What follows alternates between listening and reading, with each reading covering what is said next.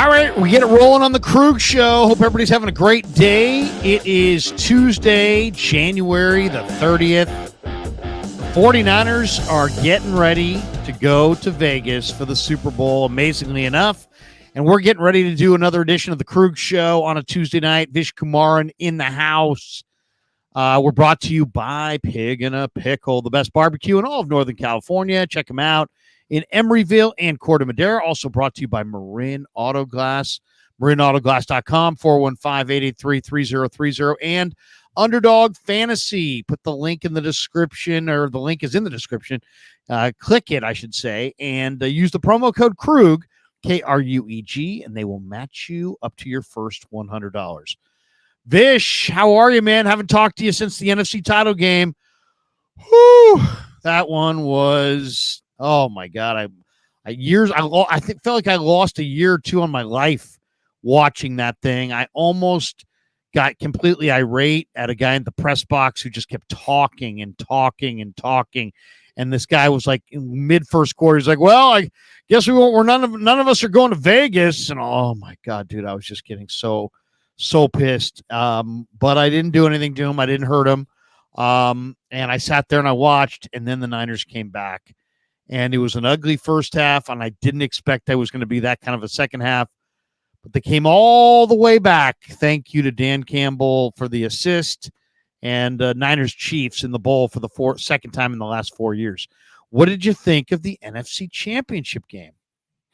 Yeah, I'll say something different because I think the talking points about the NFC Championship game has been pretty much the same from everybody. I was blown away by the Niners' poise in the NFC Championship game, and here's why. There's an angle to this game that I think that that's very different, and it's the pressure part of the NFC Championship game. Krug, I know that the Lions kind of choked a little bit, like a lot of key moments they screwed up. But I think that they were playing with house money this entire game, right? Their season was looked at as a success. Either way. Pretty much regardless of what happened in that game. And if they won that game, it was like, oh my God, you exceeded our expectations beyond even anything we could have imagined. And if they lost that game, you still exceeded our expectations beyond anything we could have imagined. For the Niners, if they had lost that game and they had lost that game to the Lions at home, we would have all come on and done a Monday show. We'd be doing this Tuesday show talking about their season like a failure.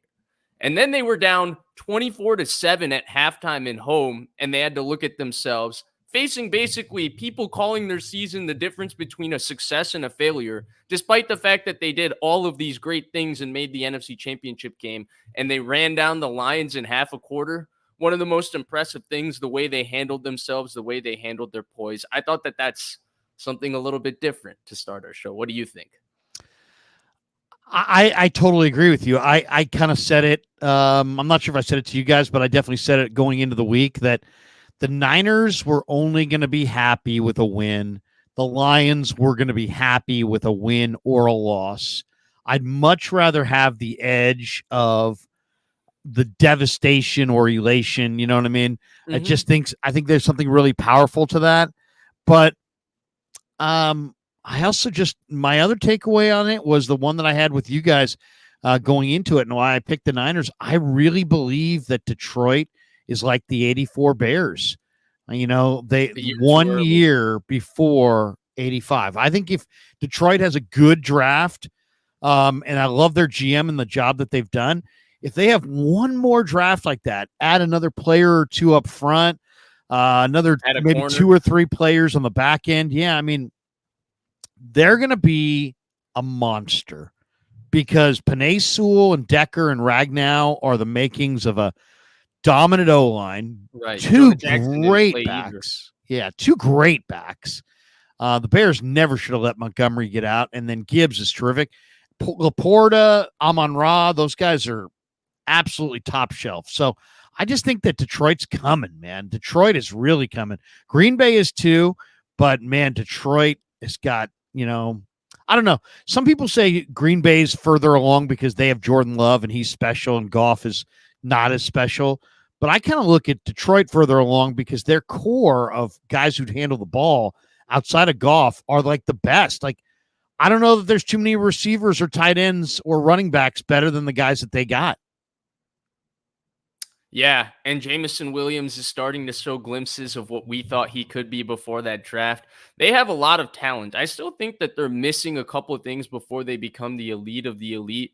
And Krug, I did think they lost their poise in that game, right? Josh Reynolds dropping a big third down, Jahmyr Gibbs going the wrong way on a run play and then fumbling, Jahmyr Gibbs falling down on 3rd and goal, which was the difference between them kicking a field goal or scoring a touchdown to go up 28-7. These are all little detail mistakes that they made in this game because they're a young team. I think they need a couple of veteran players. I think they need a couple of corners for sure. I also think that Krug, they need a bread and butter solution when a team is got that kind of momentum against them, right? Like when the 49ers have those kinds of issues, and I think this is where there's a difference, right? They have a stabilizing force in Christian McCaffrey. They have a place to go when things go wrong. When things went wrong for the Lions, like these weapons that we think are very talented and very excellent, not that one guy, whether it was Gibbs, who was Krug, that first half, Gibbs was looking like young Barry Sanders. And I say that somewhat facetiously, but he was looking untouchable. The Niners were having issues with his speed, his patience, his vision. Everything was just on point. And Amon-Ra St. Brown has been a terrific player, but when things got difficult for them, when the Niners were finding their stride and they came back into that football game, they needed somebody to go to with the ball that was going to make 1 or 2 plays for them. And for the Niners, right, we said Christian McCaffrey is the stabilizing force, but Debo steps up a lot in those kinds of moments, and Purdy himself. Each time there's been an opportunity to do that in the playoffs, have stepped up with either his arm or his legs in this game. I think that's what the Lions were missing. I don't know if somebody emerges to being that guy, like you said, or I don't know if they need to go find that guy in addition to what they have. They definitely have the makings to be a juggernaut. But man, things are so fickle in the NFL. And I know Jared Goff played really well this year and they protected him really well this year. But a couple injuries here, a couple injuries there, and I'm still a Goff hater. And I still feel like there's a very defined ceiling to Jared Goff that makes it very difficult on your season because you need other variables that have nothing to do with him to be intact in order to succeed with him. So that's the one maybe cause for pause I'll put on the lines, but you're right. Everything looks like they're trending in a direction to be great. If they have one more that young Jacksonville team was? Like they had Bortles, who's not nowhere near as good as Goff. Yeah. How many young players? And then how quickly it fell off for Miles Jack and Telvin Smith and Yannick Ngakoue and Telvin Smith. Talk about a guy who just fell off the planet like at age 27, right? Or 28. Right. I mean, he wasn't even old. I just look at the Lions. If they need a couple corners. They need probably one really good linebacker.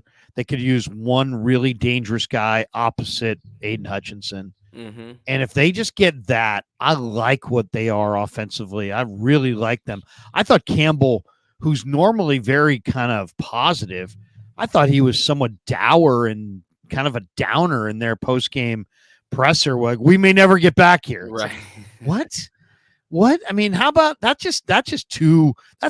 ridiculous. I mean, you literally in 1 year, you added Jahmyr Gibbs, Aiden Hutchinson, Brian Branch, and Hutchinson was the year before. Or so who was the 4 rookies this year? It was Laporta, Gibbs, Jahmyr Gibbs, Jack Branch, Campbell, and Brian. Jack Campbell. Yeah, I mean, you added just 4 really, really good players. Campbell, I think, is just pretty good, but 3 really great Campbell players. Has talent, though. He definitely does, and he's going to start for a number of years. He's going to be a good contributor. But I'm just saying, if you just have a good draft and address your needs, man, I love Detroit next year. Now, the question is Goff. Mm-hmm. Can you do it? And this is a question, and this is not necessarily my question to you about Goff. It's more of an overarching question about players like Goff. Can you win the Super Bowl with quarterbacks that have zero movement ability? As fast as everybody is on defense these days, and now you're getting blitzed and rushed and sacked by every year, it seems like D tackles and DNs account for a smaller percentage of the sack pie. And DBs, safeties and corners are being set at the quarterback at a higher rate. And I just think that it's put a real premium on movement ability in and out of the pocket. What do you think? I mean, Mahomes can move. He's not a sprinter, but he can move. Purdy's got movement ability. And it seems like most of the top tier guys, maybe not Burrow, but even he moves okay. No, but his pocket movement, his athleticism to avoid, a pass rusher taking sacks is basically the equivalent of a mobile guy. Wouldn't you agree there? Yeah, I I mean, mean, he's taken some bad O lines pretty far. I'm so enamored with the way he played in that game at Levi's this year, Vish. I thought he was Right. awesome. But I mean, can you be a statue? Could Dan Marino win a He never won a Super Bowl in his era, but could a non-mobile if you have zero mobility like a golf, can you win a Super Bowl? I still think you can, because I think Goff's only issue isn't that he just has zero mobility. I think he also just doesn't handle people around him as well as you would want, right? Like, Purdy is mobile. He has the ability to escape. He has the ability to create off schedule, but he also has this unflappable toughness to stand and fearlessness to stand in there with people around him and still attempt to throw the football down the field. And I'm not calling Jared Goff not tough, but he's not one of those guys who's very comfortable just having the blinders on and there's a guy near my feet, there's a guy near my arm, there's a guy swatting the ball around me, and I just got to stand there really tall and really strong and deliver the ball down the field. He's gotten better at that since he was with the Rams, but he hasn't totally become excellent at that. So I do think that there is an element of, if you put an uber talented team around a pocket guy and he's able to play at that extremely high level, right? Matthew Stafford is the example just a couple years ago. You can still win with the pure pocket guy. I just think with how offensive lines go, right? The Lions' offensive line was such a strength. And then Ragnow came into this game with every part of his body on the injury report. And Jonah Jackson didn't play in this game. And Penei Sewell and Taylor Decker have had long, physical, grinding out seasons. The attrition just catches up to those big guys. Even the Chiefs have dealt with so many offensive line injuries, even though their line starts playing better down this parts of the season. And just having a quarterback, it's not just Krug the mobility, because you can be like Justin Fields where you're very athletic and very mobile, but you don't have that sixth sense to avoid sacks and create not accumulate negative plays, because negative plays mean even more in the playoffs than they do mean in the regular season. So you do need the mobility combined with that sixth sense and maturity like a Purdy played with, or even a Jordan Love. That Purdy Jordan Love game, I thought both guys, everybody looked at it and said both defensive lines didn't play well. And I was impressed because I thought both guys under constant and consistent pressure and people around them took only one sack. Like, for two young quarterbacks in that game, I thought that was mighty impressive between the both of them. So all in all, I do think you can win with a pocket quarterback. He just has to be a high level guy in terms of being able to deal with people around him.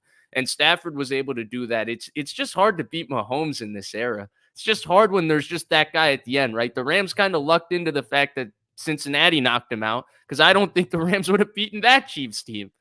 Who did you have in the AFC title game? Refresh me. I had Baltimore, but I said from the beginning that I'm picking Baltimore with my heart, because I really thought the Niners could beat Baltimore. Like, I thought if I looked at that matchup again and you tell me that game, like, because a lot of people look at that game and say Baltimore blew them out. I look at that game and say the turnover discrepancy was 5-0 and it was closer than anybody even thinks it was. So I really thought the Niners could get them back. Oh, I did too. And the Chiefs, on the other hand, is just a scary matchup, because I think there's certain schematic things about the Niners defense that they exploited last time, and that was versus D'Amico Ryans and a better Niners defense. Of course, you had Jimmy Ward returning immediately from injury and stuff in that game. I think there's a couple of clear weaknesses in this Niners defense that wasn't there, for example, in 2019, particularly one of the safeties who's quite young in Jair Brown, and I think they can take advantage of him. And then, of course, Ambry Thomas, whose confidence has been up and down this season, though he's played well when he's confident. There's so many things about the Chiefs that scare me a lot more. The Ravens, I would have been confident, Krug. Now, granted, I've been confident the entire playoffs, and the Niners have been putting me through the ringer of graying my hair and making me lose my hair, but I would have been confident versus the Ravens. I think Jesse went Ravens too last Thursday. Yeah. Now, because I remember him say, it was me and Jesse who said Ravens, and you said Chiefs, and you pretty much picked the game as it was, right? You said the Chiefs defense would hold on. They kind of shook Lamar. Spags got in Lamar's head. He was shook in that game. Now the game plan was whack, but they shook Lamar. And Well, then yeah, that's the question. Was it Lamar or was it Monken? You saw Rex Ryan on ESPN. He crushed Todd Monken. And I mean, they had 37 passes and 16 runs. Their running backs had a total of 6 carries. right, 3 Gus Edwards carries. You're a running team? And I knew that with Nick Bolton, there was no way Lamar was going to rumble for 100 And this like is he did the week before. So that was no clear. Willie Gay, no Derek Nottie. Their big run stuffing defensive tackle. He's out for the season. Buffalo just mauled them. Buffalo's interior offensive line was creating push. They ran the ball really well with James Cook and Josh Allen the week before. Excuse me. And you would think the Ravens would go right there. They would use the size of Linderbaum, their interior offensive line, and kind of run over the smaller Chiefs who are missing Willie Gay, who's a terrific linebacker, very fast sideline to sideline, and then Nottie, who's a big-time run stuffer. And instead, they dropped them back. Now, your question, I think, was who do I blame, Monken or Lamar? I mean, I blame Monken for the game plan, but I'm not going to excuse Lamar Jackson for the fact that they put the ball in the hands of an MVP quarterback, and he didn't have a terrible game, but they put the game in his hands. He had opportunities to make plays in this game, and he didn't make them. They can point to the ref. They can point to this. He was also rattled by Spags a lot. There were a lot of negative plays that were almost negative plays. He didn't look his usual poised, complete, and control self, right? Like you got sacked four times. Right, and it could have been a host more times. And some of those almost sacks that he was throwing away were scary plays. Like you contrasted to the Niners game, Krug. In the Niners game, he was kind of shaky early, but as an athlete, he felt even keel and poised and in control the entire time. Even though he made plays yesterday, like the Zay Flowers touchdown was an awesome play. The catch to himself was an awesome play. He looked rattled. Spags spooked him. And that's, I mean, if we're going to then move on to the Super Bowl, Purdy, the one thing we haven't seen him really happen, even in all of these games, and I think that's why they've been able to come back, is he keeps his poise just so calm, drive in and drive out. And it's the thing Logan Ryan said on the Herd yesterday about how, you know, when he threw those interceptions versus Baltimore, it didn't shake him from the next possession, just coming out and being as aggressive as he didn't throw those 0 interceptions. The thing with Spags and the thing that's made the Chiefs so difficult playing them with Spags is while they haven't had the most talented defenses, they're able to take their defenses to points in games when he's able to kind of, you know, dictate terms to you, right? You're up 3, and he's able to dictate whether you run or throw by scaring you with certain blitzes and certain fronts. And situationally, they've always been an excellent defense with Spags at getting key stops, putting the ball back in their offense's hands and allowing their offense to win games. To me, the interesting thing is here's Spags, who rattled, you know, Lamar Jackson a bit. Josh Allen was a little spooked in that last drive. Now, Diggs dropped that pass, but right after he dropped that 69-yard bomb, Josh Allen almost threw a pick 6 to McDuffie, who dropped it. So he spooked him a little bit. He definitely spooked Tua. The question is Purdy, who's been so unflappable for the last year and a half, will he get spooked a little bit by Spags? What do you think? Well, I mean, you know, I don't know if Spags is some awesome defensive coordinator or not. I mean, he's been around the league. I mean, he's had some good moments. He's had some bad moments, but he's got, you know, this Ravens Chief game was just, you know, once again, another example of how vital turnovers really are. Because, I mean, Kansas City was +3 on the turnover margin. And that's probably why they won the game. I mean, Kansas City possessed the ball for over 37 minutes, only 22 for Baltimore. And Baltimore obviously got fidgety. Also, you know, if Lamar is awesome, then shouldn't he have converted more than 3 of 11 on third down? He was not very good on third down. The other thing that's amazing to me is that Baltimore went for 5.9 per play, and Kansas City only had 4.4 yards per play. Kansas City didn't even run the ball well. They ran the ball 32 times, but 2.8 a carry, where Baltimore ran for over 5 yards a carry. But I mean, when you make 8 penalties for nearly 100 yards, you're -3 in turnovers. You get dominated time of possession wise. You know, you totally take away the run game of a team. I mean, Baltimore should have ran more. I mean, 30. I mean, It was 7-7 at the end of the first quarter. It was 17-7 at halftime. They were down 10 points. But I mean, they weren't down 3 touchdowns. And to me, to only have 16 runs and 37 passes when you're the number one rushing attack in the NFL.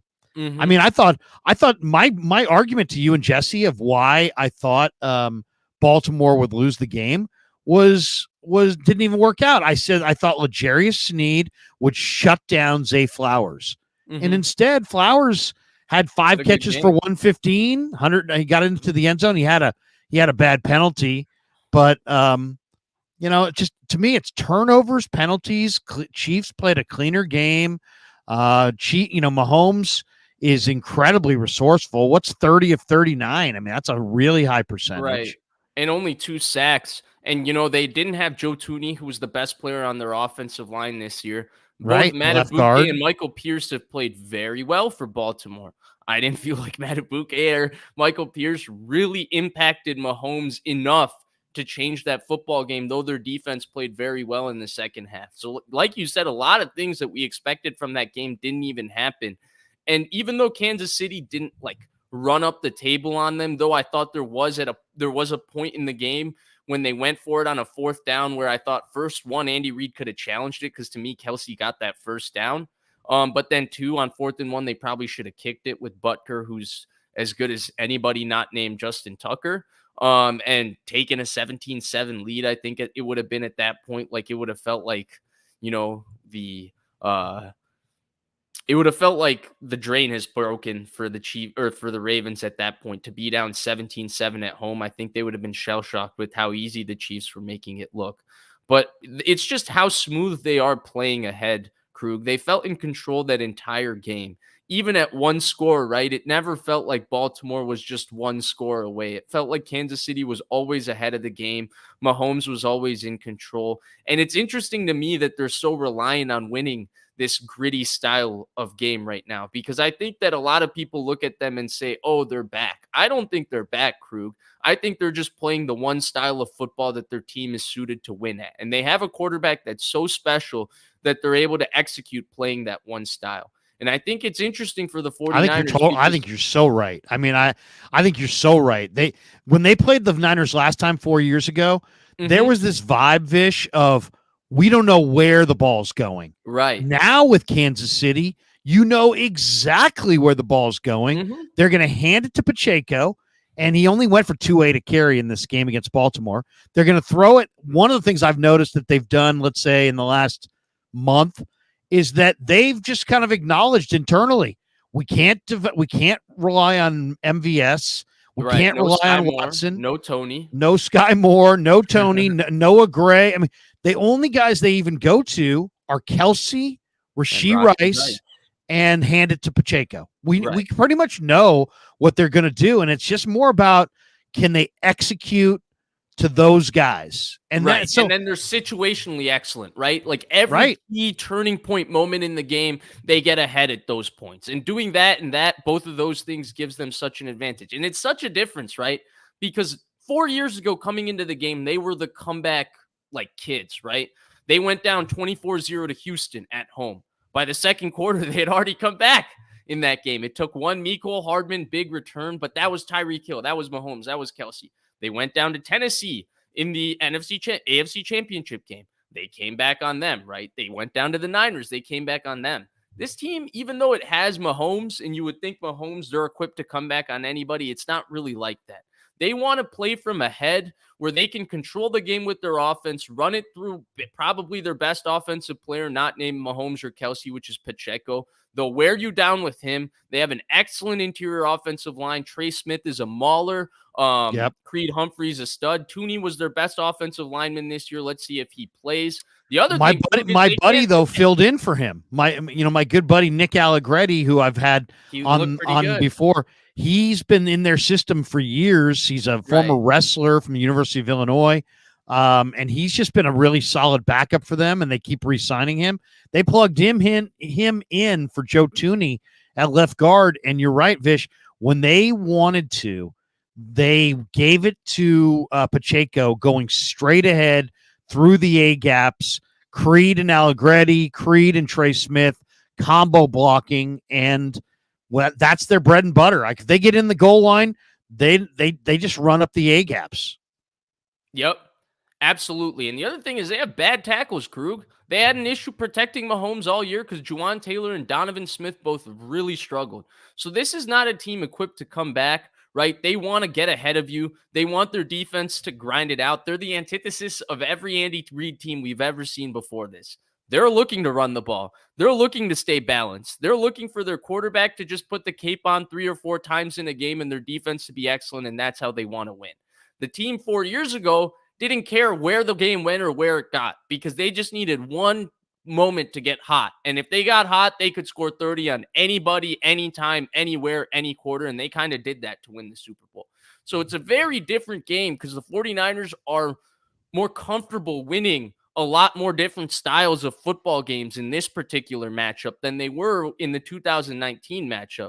To me, it's going to come down to, can the Niners do what they've done every game this season besides the 3-game losing streak and besides the 2 playoff games, which is start fast? Because I think if they can put the Chiefs on the back foot, because if you can see the Chiefs come out in these games where it's almost like their script is so locked in because they understand that when they have the schematic advantage of Andy Reid scheming up their script, they got to get points on the board because they don't have enough offensive talent in the middle of the game when it starts to get real grinded out to be able to generate big plays. So they need to get ahead with their script, then allow Mahomes to have the scoreboard to be able to play from ahead and play comfortably and allow their defense to win them the game. The Niners can get out on them early. If they can punch them in the mouth right away with an early drive, an early lead, put their defense on the back foot, I think you can put it into a style of game that the Kansas City Chiefs in 2023 and 24 are not equipped to win.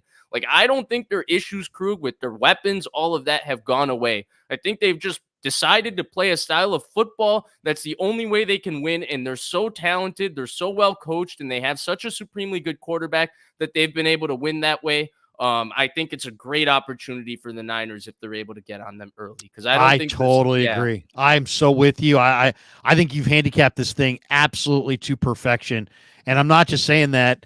I really think you got this one because the Niners, if they can get a lead now, it's all about the lead, because if you don't get a lead, here comes Jones. Here comes Karlaftis. Jones is going to be back. Spags now he's able to mix things up on you. He's able to play, right? Delayed blitzes. And, L'Jarius Sneed's a really good cover guy, but Edwards has a great nose for the ball. McDuffie's a good cover guy. I mean, they can cover your receivers up, and Jones can bat down passes, and Karlaftis can sack the quarterback. I do think, though, if Willie Gay – what's Willie Gay's injury again? He's got neck spasms. So when I see neck spasms, I'm not he's fast. I see he is really fast from Mississippi State, right? Yeah. When I see neck spasms, I'm not going to lie, and this is, kind of bad of me, but I see neck spasms usually, and I'm like, oh, he's going to play. That's just, he's been dealing with some soreness. He's going to play. So I was really surprised that he didn't play the AFC Championship game. I'm going to just come out and say, just because there's a 2 weeks and it's a Super Bowl, like, he's going to play. But I can't be sure since he didn't play the AFC Championship game. And his speed with Bolton does add to their defense a lot. Oh, totally. They're so fast on that second level because they both run exceptionally well. We saw it in the game at 22 at Levi's. I mean, those guys just owned the second level. Now, what's the deal with Kadarius Toney? Is he just, they don't trust him? Because they said he's hurt. He said, I'm not hurt. It's almost like they don't trust him. They don't want to use him, but they don't want to tell him that. So they told him, hey, we'll just say you're hurt. He's making things worse because he's now saying I'm not hurt. Do you expect him to be inactive in the Super Bowl? Yeah, I do. You do? Yeah. That's another guy that's, it's what you said, right? You nailed it just 2 minutes ago. They've said, screw all this experimenting with these guys. We're going to go with what's reliable. Right. They are doing everything to just win the game. They're done doing the trying this on offense. They're just doing whatever they can to win with this team. And right now, winning with this team includes Mahomes kind of playing a game manager-ish style. He's managing the game at such a high level. It's Kelsey being Kelsey in the playoffs, just moving the chains, constantly getting open. It's Rashee Rice giving them the occasional explosive play after the catch. And really, they're a downhill team, Krug. That's what it is. The strength of this team is, yes, their quarterback is superhuman, but it's the fact that they have this unbelievably physical runner who grinds you out and hits you the entire game, and they have a mauling interior offensive line. Yeah. Oh, yeah. The interior is amazing.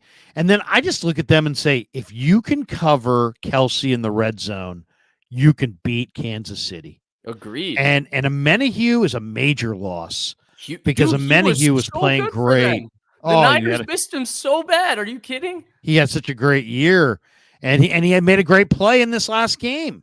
Yeah. I think that is a major loss because they don't. If you look at the rest of their team, their defensive front, Mike Dana, the rookie Felix Anadike Uzuma, B.J. Thompson, Malik Herring.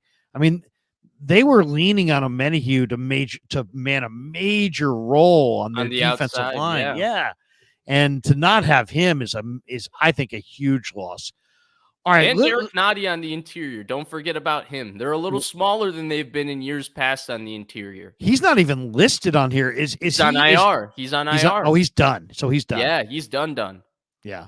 And that's why, right? Because when's the last time you've looked at that Buffalo Chiefs matchup and seen the interior of Buffalo's offensive line generate consistent push against the interior of the Chiefs defensive line, right? Like never. In fact, the Chiefs defensive line with Frank Clark and Chris Jones, like from the time Mahomes has gotten there, has been a very underrated strength of their football team. Colin Saunders, right? Right. Ed Colin Saunders. Colin Saunders, Derek Nadi. Yeah. All of these like very underrated good players. This year, it's not like that, Krug. Like I think the Ravens really missed out. I don't know what it was. Now, I still don't give them a full excuse because they were still at home and they have an MVP quarterback and the ball was in his hands enough and he didn't make the plays that we usually expect him to make. And I say that as a big Lamar fan. But I just look at this matchup and I say that their interior defensive line this time, Krug, I think it can be exploited. I do too. I like this game for the Niners. I mean, let me ask you this. There's a lot of people that are saying they're really surprised that the Niners are favored. Are you? I mean, I'll say this, Vish. The public, if I'm handicapping this right, is going to be all over Kansas City. Why? They just went into Buffalo and beat the Bills. Then they went into Baltimore and beat the Ravens. And maybe the two hottest teams in the AFC, right? And what did the Niners do? They struggled like crazy with Green Bay. Now, you and I know Green Bay's really on the up and coming. And, but a lot of people look at Green Bay's record and just go, they weren't very good. And then they're going to look at Detroit's defense and go, Detroit's pass defense was not great. And the Niners barely beat the Lions at home. So, like, the Niners skated by, which is so weird because when they went to the Super Bowl last time against the Chiefs, they were obliterating teams, right? They like blew Minnesota came in after beating the Saints in the Superdome, and that was a good Saints team, and people were like, oh, my God, Minnesota might be the Niners, and the Niners basically out-hit Minnesota. It was a game where they just said we're bigger and more physical than you. And the Niners beat those teams bad, Minnesota and Green Bay, and they rolled into the Super Bowl with all this momentum. Now, a lot of people would look at those last two games and be like, man, the Niners didn't play well either game. They just survived. There'll be people that will just pick the Chiefs on the Mahomes factor. I think the public now, and I've talked to my buddies who are like big, handicapping experts, spread experts. And I said, don't you think by game time, by kickoff, the Chiefs will be like a 2-point favorite? And he said, no, I expect the 49ers to maybe go up from 1 to 2 or 1.5 to 2. So what do you make of that the 49ers, I mean, is it really what we've talked about, the frailties of the Chiefs roster that maybe haven't been exposed to this point? Or is it maybe the public feels like, or the people that set the lines feel like the Niners are due for one big bust out game and it maybe comes in the Super Bowl? But man, it's just on the last couple games. Yeah, you would swear that the Chiefs would be favored. I think it's that last part of what you said, right? Like, people are expecting the Niners to burst out because, yes, we've seen the last 4 weeks, but we also saw the entire season. And the Niners were just this explosive juggernaut when they were beating teams. They Much weren't just better, beating much teams. better They point were differential. they were just obliterating teams. They were putting it on them. And Kansas City, is the same team that lost to the Raiders. Now the Raiders turned out to be pretty good, but you know what I mean? Like, that was a key game for them, and they lost. They lost to Buffalo in a key game. They lost to Detroit at home. And that was an ugly game without Travis Kelce. Like, there's a lot that hasn't looked good for Kansas City. Now, the reason I'm surprised is not because the Niners are favored, okay? I understand that. To me, Larry, this matchup, the Niners have more possible outcomes of this game that they can win. And what do I say by that? If we project that these 5 things happen in a game, like if we project all the different game scripts, I think there's more game scripts that are favorable to the 49ers because they have the better and more talented team than there are for the Chiefs. But I would have said the same thing about Baltimore and the Chiefs. Football games come down to that specific matchup and how it plays out in that game. And the thing with the Chiefs is, despite the fact that on paper, a lot of things favor the 49ers, they've shown this insane perfection in their execution the last 3 weeks to win pretty much the way they can win, as we've talked about, right? We just discussed all these frailties that they have, and yet we still look at them as such a formidable opponent that could easily win this game. And it's because they have such a great quarterback, such a great coach, and they're able to execute so well. But I'm not surprised that, a lot of people look at it and say the 49ers are the better team, because they are. It's difficult to play the Chiefs on a given Sunday with 2 weeks to prepare just because of how perfect they can play at times and how perfect Mahomes can be. It's hard when the guy just doesn't make a mistake, right? Like, and Reed is so good. Right? Reed's so good with that extra week. Oh, man. His bye record is incredible. And it scares you, right? It scares you because here's the one thing I will say that's a little Niners have never beaten Mahomes. Right. Here's the one thing I'll say that it's a little bit different. I thought he cracked the code a year ago when these two teams played. Like, they had the Niners defense all out of place, right? They kind of just ran them up and down the field with all kinds of misdirection, variable snaps. They had the Niners defensive line going this way, reverse, end around here, this here. Like, it was the Andy Reid show in that game. Krug, I thought in that first half, Wilkes made some key adjustments, but I thought in the first half to the Niners quarters coverage and the Niners coverage, Ben Johnson and the Detroit Lions were doing the same thing in the sense that Jameson Williams was coming this way. They just got him on an end around. Big play. Jahmyr Gibbs, they didn't know when he was getting the ball. It looked just like untouchable. It looked like they had cracked a code. And what I fear is I think there's 2 weaknesses to this 49ers defense that hasn't been there in the past. The young safety and then Ambry Thomas, depending on his confidence. And what scares me in this matchup to the Chiefs' advantage is you give Andy Reid 2 weeks, despite the talent discrepancy, he might just be able to scheme up this game to the point that they're going to put Ambry Thomas in the blender for the entire game, or they're going to put Jair Brown in difficult situations as a young player playing in the Super Bowl, where they're going to test him and challenge him and put him in tough spots with his eyes. That scares me a little bit just because, hey, that NFC Championship game, it was an epic comeback. Yeah, Brock Purdy was awesome in the second half. Yeah, he bailed the 49ers a lot with plays with his legs. And yeah, I thought the Niners defense made some stops when it counted. But I also think that the Lions offense choked where, key third down, Josh Reynolds drops a crosser. Key fourth down, Josh Reynolds drops a pass. Jahmyr Gibbs falls in the red zone. I'm scared that that this defense might just have a code that's cracked. Like, it just only might be able to do so much. And only being able to do so much against that quarterback and that head coach with time to prepare is scary. Yeah, no question. Okay, there is a report out, and I don't know if it's legit or bogus, but I'm going to throw it up anyway here and let you tell me what you think. All right, let's see. This is from 49ers and NFL News 24/7. So consider the source. I don't know that they're a good source. I don't know that they're not. But and I've seen this. Chase Young played poorly in the first half, but it wasn't only him. He actually tightened up, played his gap strongly, finished the game strong in the second half. But he's reading there are rumors that Chase Young will be benched to start the Super Bowl, and that a lot of Niner people feel like he's been loafing and that he's not playing hard. I thought he played pretty well in this last game. I did too. I thought he dialed it up and had a couple of nice plays.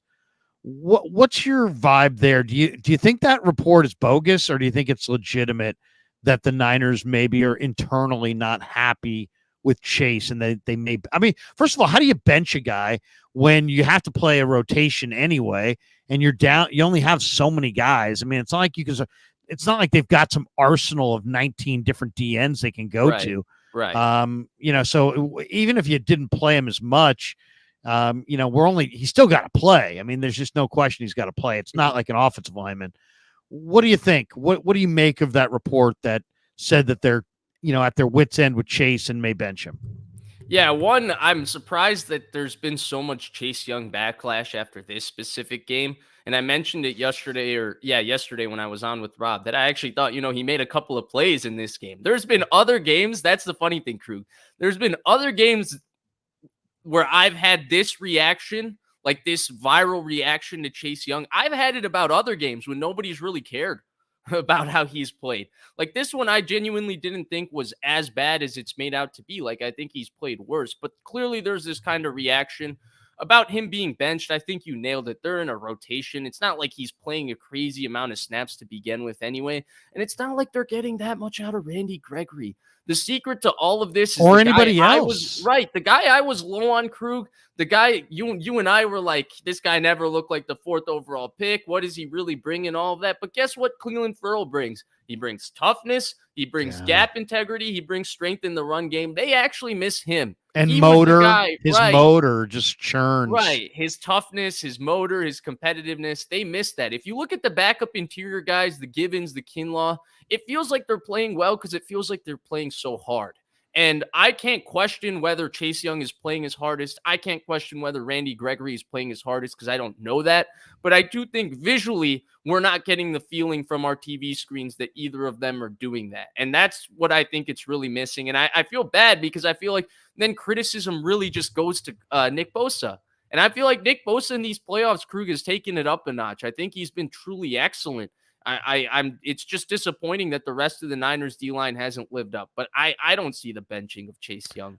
It is interesting though. I'm not sure if I asked Bosa or somebody else asked Bosa, but Bosa addressed Chase Young going into this last game. And he said, his line was, yeah, he's got the ability and we really need to see it from him. And then he went on to say, he needs to win his one-on-ones. So in other words, if they slide the protection towards me and I get doubled, he's got to win his one-on-ones. That, for Nick, that's critical. I haven't heard Nick be ever critical of any of his teammates. Especially a D lineman. He's very uplifting of the D lineman. Very uplifting. He's not negative. But that was as close as I've ever heard to negative. This is a matchup. You look at Juwan Taylor, you look at Donovan Smith, Chase Young should be licking his lips. Oh, I know. In fact, I tweeted this earlier today, and this is what I put out there. And I did a video on it as well. Some people said I'm making too many videos lately, but I did make a video on this. One guy in the chat said I make too many videos, but the videos are kicking ass. That's why I make so many. Okay, so this is what I tweeted earlier today. I said the two key 49ers in Super Bowl 58 will be Nick Bosa and Javon Kinlaw. I said Bosa should absolutely own Juwan Taylor, who led the NFL this year with 20 penalties. And to put that in perspective, that's 7 more penalties than any other player in the league had. So like second most penalties was 13. This guy had 20, Juwan Taylor.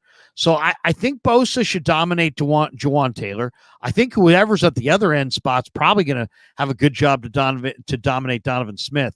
Mm-hmm. And then I said Kinlaw is the Niners' defensive tackle who has the best chance to occupy Kansas City's interior O-line. Now, this is a little bit of football esoteric. So if I lose people, I apologize. But what we see with the Chiefs is the interior of their offensive line, kind of like what we saw in this last game with the Lions, the interior of their offensive line, and also with Green Bay.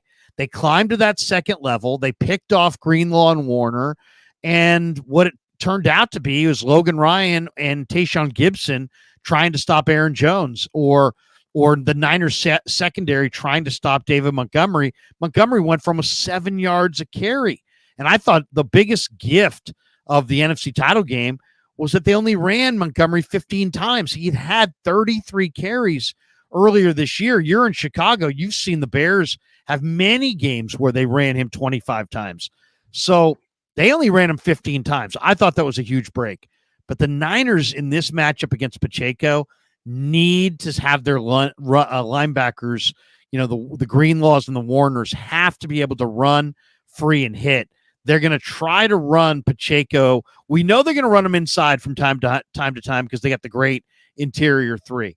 But at times, I think they're also going to do what Detroit did and what Green Bay did, was run to the edges and cut back, because if their linemen can pick off a Greenlaw, pick off a Warner, and all you got to do is beat the Gibson or Ryan, or in this case Jair Brown, Isaiah Pacheco could have some cutback runs that go to the house. I mean, this guy's got 4.3 speed. Fair though, he doesn't press the edge the same way a Jahmyr Gibbs or an Aaron Jones do, right? Like, those guys are stylistically built for that Shanahan style where they are very patient. They push the edge, and then find the cutback. Pacheco is more put his foot in the ground and just go. And he goes with speed and violence and power, but it's not that he isn't patient. It's just a different style of running from those guys. I just think that they're going to look at the Niner film and see that there's so much space on the outside the tackle box that they may try to just kind of make the Niners blow up by running effectively inside and then running effectively outside, and then just basically turn this into a big Isaiah Pacheco game. So to me, Kinlaw is that guy, more so than Givens, much more so than Sebastian Joseph Day.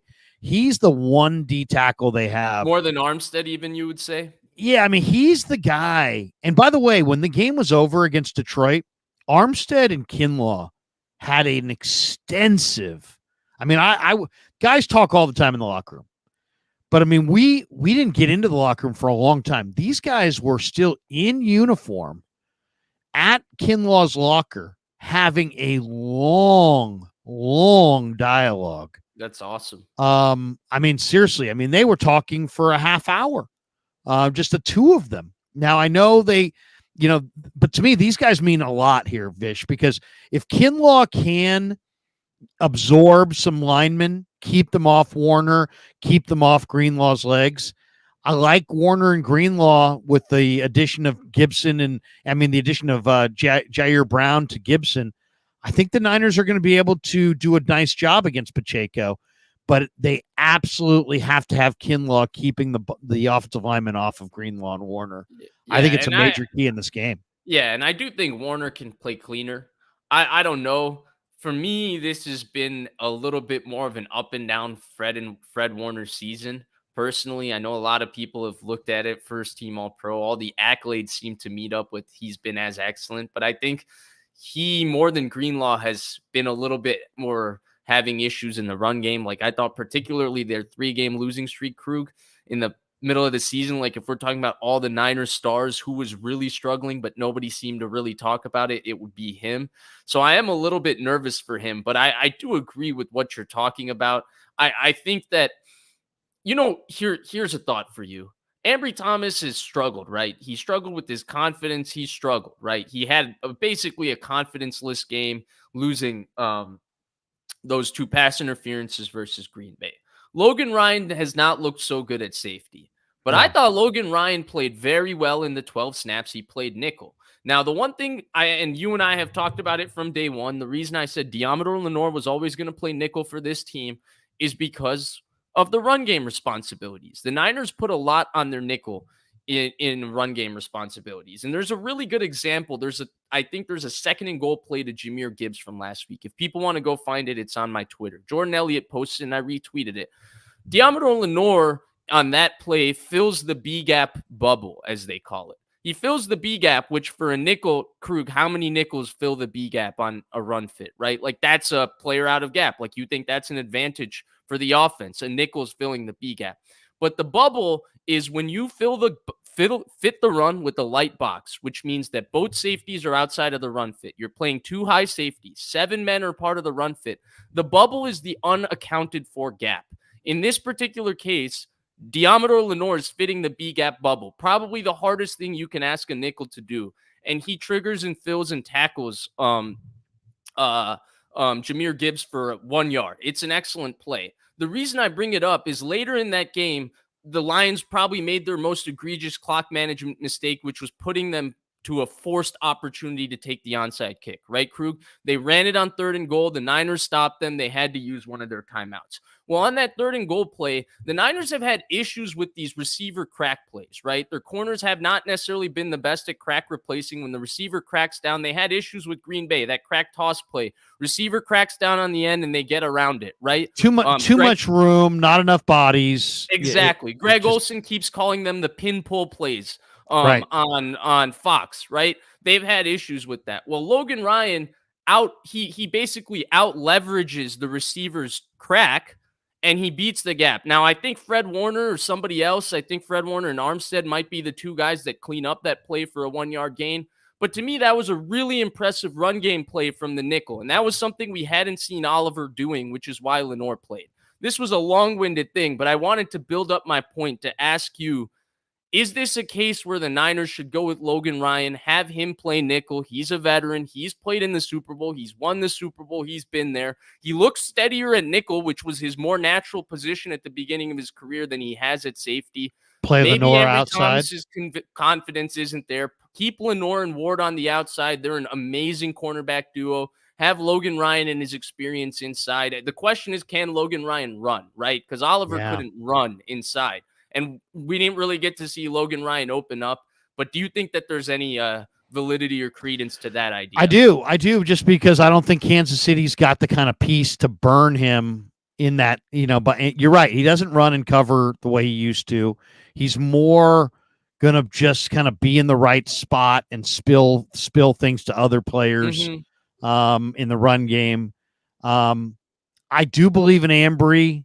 I'd give Ambry a shot, but if all of a sudden he's a target, then maybe you got to put Lenore outside. Ambry, I think Ambry, is like kind of a boomer bust guy. He's a wild card. His confidence, man. He could step in front of a pass and take it the other way, or he could be the conflict defender that costs us the game, or cost the 49ers the game. It's one of those things that I think has to be at least considered. You mentioned Jordan Elliott. I want first of all, I haven't had Jordan on in a while. Jordan, right? Yeah. Well, he's too busy these days, man. He's got a different gig. He's busy. I know. I'm going to share the screen here. This is Jordan Elliott, and he tweets out the first pick the 49ers made after losing the Super Bowl last time to Miami was Javon Kinlaw. Nearly 4 years later, Kinlaw's performance in the NFC title game is a major reason why the 49ers are back in the Super Bowl. He said, here's a thread of some significant plays that Kinlaw made versus the Lions. I just want to kind of go through these 4 plays. This is the first one. He's like, Kinlaw generates pressure with his bull rush that moves Jared Goff off of his spot, which leads to a narrow miss on a ball intended for Jahmyr Gibbs in the end zone. Detroit ends up kicking a field goal on the drive, keeping the Niners halftime deficit at 17 instead of 21. All right, I'm going to blow this up so we can see this again. Here it is. There's Kinlaw right here going up against Awasika, and he bull rushes him, and he made Goff move a little bit and made that a little bit more of a with difficult some good throw. Help from Bosa, right? Because he feels Penei Sewell near him too, for sure. Right, definitely. Right. Yeah. And arm was that Gregory there also? Was that Gregory in his face? I think that's who I saw as well. Yeah, it's Gregory. Yeah. It's Gregory. So Bosa definitely pushed him because he could see that. He could feel it. But also Kinlaw kind of made him adjust the window by the bull rush on Awasika. He didn't let him step up.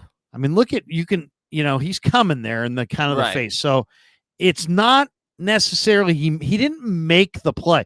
Now, this is like what Javon does a lot. He doesn't necessarily make the play, but he's so damn strong that you can't really handle him. And he's playing with so much effort, right? Right. That's the other. Look at that. Look at the feet. He just keeps those feet moving. Keeps them moving. And then so he helped make that play. It'll be fun to see him do that to Trey Smith, right? Because that's a mammoth man. Okay, that's the first one. Here's the second one. This is 7:03 in the third quarter. Detroit's up 24-10, 3rd and 4 at the Niner 30. Kinlaw sheds his block, wraps up short of the sticks, Amon-Ra St. Brown, which set up a 4th and 2 that would change the entire trajectory of this game. Sometimes the most important plays come right before the ones that we remember most. So I'm going to build this one up again. I'll roll this back to the beginning. And now look at Kinlaw. Kinlaw's right there in the box. You see him. Okay, here we go. Okay, here it comes. Snap.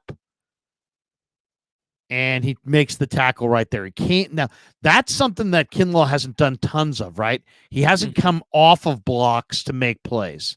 He sometimes stays blocked. But in the second half of the year, he's been much better at disengaging and throwing away his guy and making the play, and he did right there. So that's a strong man right there making a nice play where he's blocked. He's blocked. Right. And I think the guard probably feels like, hey, you know what? I've got this. But then all of a sudden he just kind of throws him away, jumps inside, and makes the tackle. Right. Okay, so that's number 2 on this list. Now, kind of lined up as a 4-eye, right? Yeah, here's the number 3. This is third quarter, 6:58 to play, 24-10 Lions, 4th and 2. This is maybe the play of the game. 4th and 2 at the Niner 28. Bosa comes off the edge. Kinlaw's rush, though, is powerful. It leaves Goff nowhere to step up in the pocket. You hit the full screen on it again, Krueger? Yeah, forcing him to move to his right before throwing to his left. And this could have been the turning point overall. Let's roll this thing back. Okay, here we go. Nice. We get Kinlaw's right there in the box. Right. Lined up at 3 technique. Now he's bull rushing this guy, and he bull rushed him right into Goff. Goff had to move his feet and throw. And then he threw to Reynolds, and it was just the movement of Goff here, I think, makes this a much more difficult catch for Reynolds. Ambry had good coverage here, though. I mean, this is also good coverage. But now we're going to watch it from the end zone wide. So that he's right there in his face, and Bosa's jumped him, and he throws a little bit off to Reynolds, and it's incomplete. And that was the equivalent of a turnover because that was 4th and 2. I think that there's also another great example to this play of what the Niners defense is missing, right? Like, you and Jordan are doing an amazing job highlighting Kinlaw, and I agree, right? Like, this is a really, really nice rush from him. It looks like he's lining up just inside of the guard there. And so it's a really nice rush. Right. It's a really nice rush from him. But what I also think this shows, Krug, is look at how each one of these plays affected the quarterback, right? And there's been so much complaints about the Niners pass rush, them not getting home. And I've noticed that a lot of that criticism immediately falls on Bosa. And it's natural, right? He was the guy that got paid this offseason. He's the supremely gifted player. He's the superstar. You would expect him to produce. But what's the common denominator in every one of these plays where Kinlaw is getting pressure? Bosa's also there. And to me, Kinlaw getting pressure and it affecting the quarterback so much is just such a good example of how another guy getting home with Bosa changes the elements of the play. And right now, part of the Niners' issue is Bosa's the only one really getting home. So it doesn't feel like the quarterback is getting pressure because there's only one guy getting home. They can evade that one guy and find other spaces in the pocket to settle and find opportunities to throw. But when the second guy comes home, it completely collapses the pocket. In each one of these cases, right? We've seen Jared Goff get rattled. We've seen Jared Goff throw an inaccurate pass. We've seen Jared Goff's feet, be a little bit impatient, a little less quiet, right? We've seen all of those things in each one of these examples. And so I think that that's probably the further point to me. Yes, Kinlaw is playing very well, but the Niners need more of these kinds of examples like Kinlaw with another guy getting home with Bosa. And it's interesting too. They, on that play, if you watch this over and over again, they put Laporta in motion. He could have chipped on Bosa. They put him in motion on the other side of the formation. He chips on Chase Young. With Penei Sewell on Gibbs, him, right? Yeah, and did Gibbs miss the chip here? I'm not sure. He doesn't seem to look. He seems to release as if he's not chipping. Right. I'd assume they probably want to chip Bosa, right? You would think. Yeah. You would think. But they had 2 opportunities there, and they stopped doing that. Okay, so that's number 3. Can you go back to the pre-snap look? Sure. I just want to see something real quick. Pause it. No, that's fine. I just wanted to see if they had walked up anybody to the line of scrimmage because it's interesting that the center goes right in this case. Well, I guess then maybe they were thinking that the back would chip. I mean, I'll say this for Goff too. He put that right where he wanted to put it. I mean, you can't really throw the ball better than this, considering you had to move. Yeah. Reynolds got to make this catch. Yeah, Reynolds got to make that catch. I thought Ambry knocked this out, by the way, originally. I was going to bring this up in his favor at one point. And this is the fourth one, the final one on Kinlaw. 105 to go, fourth quarter. Niners now up 10. It's 3rd and goal from the one. Nice. This is Logan Ryan, too. Detroit had to score here after choosing to run the ball.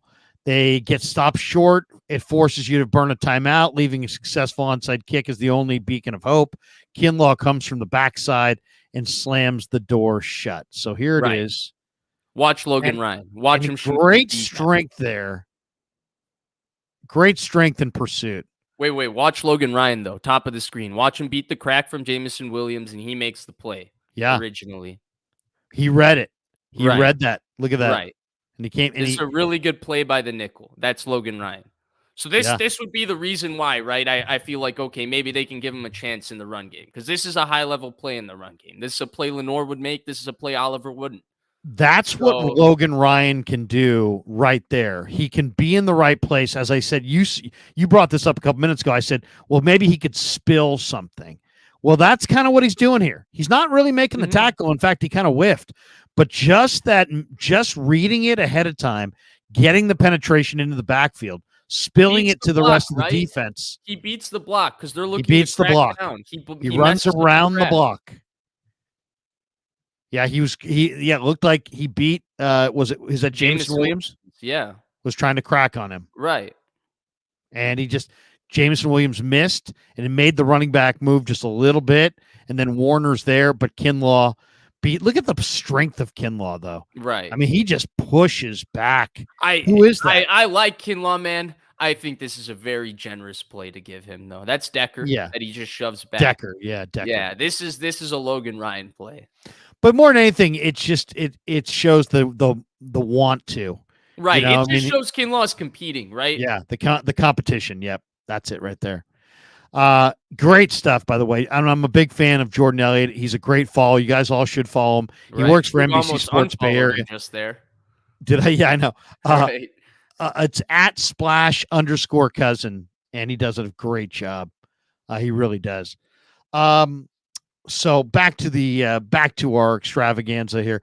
I good stuff. I mean, good stuff from Jordan Elliott, but also kind of I do agree with him that Kinlaw in last year, man. I mean, the way last year ended, where Kelsey was moving him and he wasn't standing up and he was getting pushed around, and I thought, man, his Niner career is coming to an end. They didn't pick up the 5th-year option. He's probably going to walk away in free agency at the end of the year. Maybe not, because he's really tight with Armstead, and Armstead's going to be here as long as he doesn't retire. But Kinlaw's done some good things, and he's found a role in the NFL, right? He's found a role. You don't need to sack the quarterback. You don't have to sack at his position. You don't have to sack the quarterback to have a dramatic impact on the game. Right. And he's a rotational piece, right? Like Krug, I think that there was a point, given the injuries that went on. Now, I've always thought he's an exceedingly talented player. So when I've had the opportunity to say things about him, I've always been positive about his career trajectory, because I still remember the guy that made Lloyd Cushenberry look funny in the Senior Bowl. He was there for one day. The LSU and I saw center those was one-on-ones. Right. I saw those one-on-ones. He made Lloyd Cushenberry look funny. Like, he walked in, he was the best player at the Senior Bowl for a day. I like watching Senior Bowl practice. I'm going to watch it now when we get off this show. I am too. I taped it. Right. It's interesting to me. And he looked like Krug. You know those guys, when they have those days of practice in the Senior Bowl, that was one of those days in Javon Kinlaw's first day before his knee. So I believe in the talent of the player. But given all his injuries, there was a point coming into this year, Krug, where we didn't know if he had established a role for himself in the NFL. Like, who is Javon Kinlaw? At this point, he was just a talented prospect who people liked because of his physical gifts, who we had no clue what his knee injuries were going to lead to. And he hadn't really produced on the field much outside of the end of his rookie season, which was promising, and then followed by 2 knee surgeries. And all you can say at the end of this year is, regardless of what happens, Javon Kinlaw has a home. He knows what he is. he is a rotational defensive piece on any defensive line in the NFL. And that's an important thing. He's found his role. He's found his spot. His size is impactful. His effort is impactful. He competes with strength. It's cool to see. Yeah. And I've talked to him a number of times this year. I really like him. Thursday, I'm going to go down there and I'm going to talk to him because, man, that film was good. That's a good film for him for sure.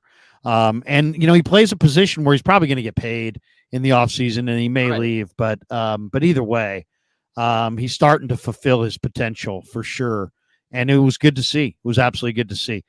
Okay, let's hit some supers because a lot of people, we've got a bunch of them here and I don't want to get them too far backed up and we're not going to go too much longer. John Edwards says, I believe the 49ers, having survived a couple gut check playoff games, will only benefit in the Super Bowl. It prepares them to trust that they can win games any way possible. Championship pedigree.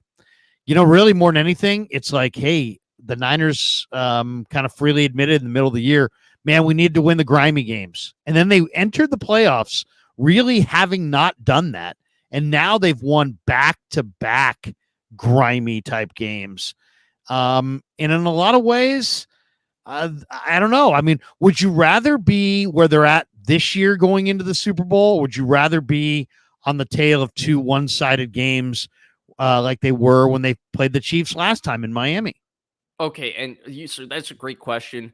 And you can question my bias, right? Because I know the results of what happened to that 2019 team, and I still have a lot of hope for this team. But I like where this team is way a lot more. Krug, I questioned it before these playoffs. I hadn't seen them win this style of game, and that was important to me. I didn't feel like they could blow out everybody in this playoffs, which is funny because I picked them to blow out twice. Once because I thought they would, just come in off of their bye and their a lot of rest and blow out Green Bay. And then I thought because they were rusty versus Green Bay, they would just come in and shellac the Lions, which they kind of did for a half, but they didn't do it the way I predicted for sure. But I needed to see them win this kind of game. And I feel like it gives you a lot of confidence when you see a quarterback go through adversity in the playoffs and still hold his nerve, especially as a young player, because that's a very difficult thing to do. A lot of people don't understand. Like, look at Lamar Jackson in that last game, right? It's not a lot of people are going to make a resounding conclusion on Lamar. Like, Lamar can't play in the playoffs. Lamar can't do this. It's none of those things. He can play in the playoffs. But the pressure of the moment, the pressure of a home playoff game, them getting down early, Spags blitzing the crap out of him, all of those things you could see. It changed Lamar Jackson. His demeanor was not the same. His poise wasn't the same. His confidence wasn't the same. Like, that affected him. What's really cool about Brock Purdy and what's not being talked about in the constant debate of, is he the greatest quarterback we've ever seen, or let me call him the worst quarterback we've ever seen, right? Like, it's just the constant back and forth of those two things, is that he's a 24-year-old who's starting his first year coming off of a serious injury that you and I were sitting here in the offseason. You were a little bit more positive about it than me, but we were nervous about his outlook going into this season because he had to deal with rehabbing the injury the entire offseason. Last year, he came in cold as a starter, basically out of nowhere, and had played as well as any seventh-round pick quarterback we'd ever seen. He played, you and I said, better than any Niners quarterback we had seen under Kyle Shanahan. So there's this expectations, this pressure. This is his first real playoffs as the starter, and you just see his demeanor being so consistent throughout it, so consistent throughout the outside noise. I think that's something that's different. I think that that's something that's special, Krug, and I think that that's why I'm more confident in this team, especially to see them win that close game and see his demeanor be like that, because Krug, people don't remember this, but in 2019, actually, people remember it clearly that Jimmy didn't throw the ball a lot in 2019, but the why he didn't throw the ball doesn't get talked about enough. He came in hot. Their script versus the Vikings, that first drive, Jimmy G was dealing. That ball on that crosser to Emmanuel Sanders was a sweet throw. Probably as good a throw as Jimmy G has made as a Niner. But the first time he clanked the ball off of Eric Kendricks, the first time he got hit in the pocket and he floated that fluke ball to Kendrick Bourne, who made a diving catch, he was not the same quarterback. He got rattled in that moment. He got spooked, and they didn't have to deal with the fact that he was spooked until the very end of the Super Bowl when that ball needed to go into his hands. That, to me, is the difference. That's why I have more confidence in this team. Seeing them win a close game and seeing their quarterback have to go through all the different kinds of adversity and never change his demeanor, to me, was important, because even the best of quarterbacks, even quarterbacks with more talent than Purdy, they get spooked because these moments are so hard. There's way too much outside noise. There's way too much going on. It gets to people. Yeah, no, I agree. I think, it's funny that you said that because, Brian Baldinger, who I love Baldy, and we're trying to get Baldy on the channel, believe it or not. Ooh. He said he'd come on. He sent me a direct a DM in Twitter the other day saying, yeah, if you need me, let me know. And I'm like, dude, are you kidding me? Let's do it right now. But we're going to get him on sometime in the next 10 days. But he went on 95.7 The Game today because he's a regular on there. And he was asked, about this edition of the 49ers. And he said, well, they found Brock Purdy. And what he meant was, he says, Kyle Shanahan trusts his quarterback. He says, I think that's the difference. And it's not a knock on anybody else, Jimmy, anybody else that's been here. He just trusts his quarterback. And that's what it comes down to. And so you can be aggressive up 3 points and try to put a nail in the coffin right there. You can take some shots and trust that if he doesn't make the play that's called, he's going to make his own play and create a play like he did a couple of times. And, there's no question. Kyle, Kyle trusts Brock Purdy. By the way, the Niners will be wearing the road whites again. Right. Just like the last Super Bowl with the Chiefs. The Niners were in white, Chiefs were in red. It's going to be the same thing. But what do you think? What do you think of that? I got two things for you. Two things for you on that. So let's go a year ago to this exact matchup, right? Niners versus Chiefs. Even though the Chiefs steamrolled the Niners offense, and even though that Chiefs defense, while it had a lot of the same players, wasn't as good as this year's one, it had a lot of talented players. It was like what you described about the Lions, right? They were a year away from those players maturing to have a great defense, which is what they have this year. They also play a style that aids their defense being better more this year than they did last year. What was the real turning point in that game, right? End of the half, Niners are going back and forth. Their offense is moving. It was the Jerick McKinnon throws. Well, I thought the Jerick McKinnon screen pass where, he caught it at the 30 and got down to the 5 or whatever. That was pretty fair enough, but it was still 14-13, and Jimmy Garoppolo at the Kansas City 5-yard line, right, throws a really stupid interception. Yeah. And it felt like that threw off the Niners in that game. The Chiefs eventually pulled it away, so it felt like a blowout, but that game was back and forth for a lot of it, and this guy threw one of the dumbest interceptions we've seen from the 5-yard line. Yeah. You contrast this to, so I had never actually watched the end of that game. I was pretty upset. Vish is still a fan. 44-15. 23, right? And I was pretty upset, so I didn't watch the last drive of that game when Brock Purdy comes into play. Then later, I was watching this video on Underdog Fantasy. Shout out to my guy, Josh Norris, with Josh McCown before he became the Panthers head coach, or quarterbacks coach, and they were discussing this particular game. And the funny thing is, I refer back to this because, I wanted to point out this stupid mistake from Jimmy and how it affected them. Go look at how Brock Purdy plays in his short cameo in that last drive. He goes 4 for 9 for 66 yards, and he throws a pick at the end. Well, it was dropped. Wasn't it dropped by Willie Snead in the end zone? That one?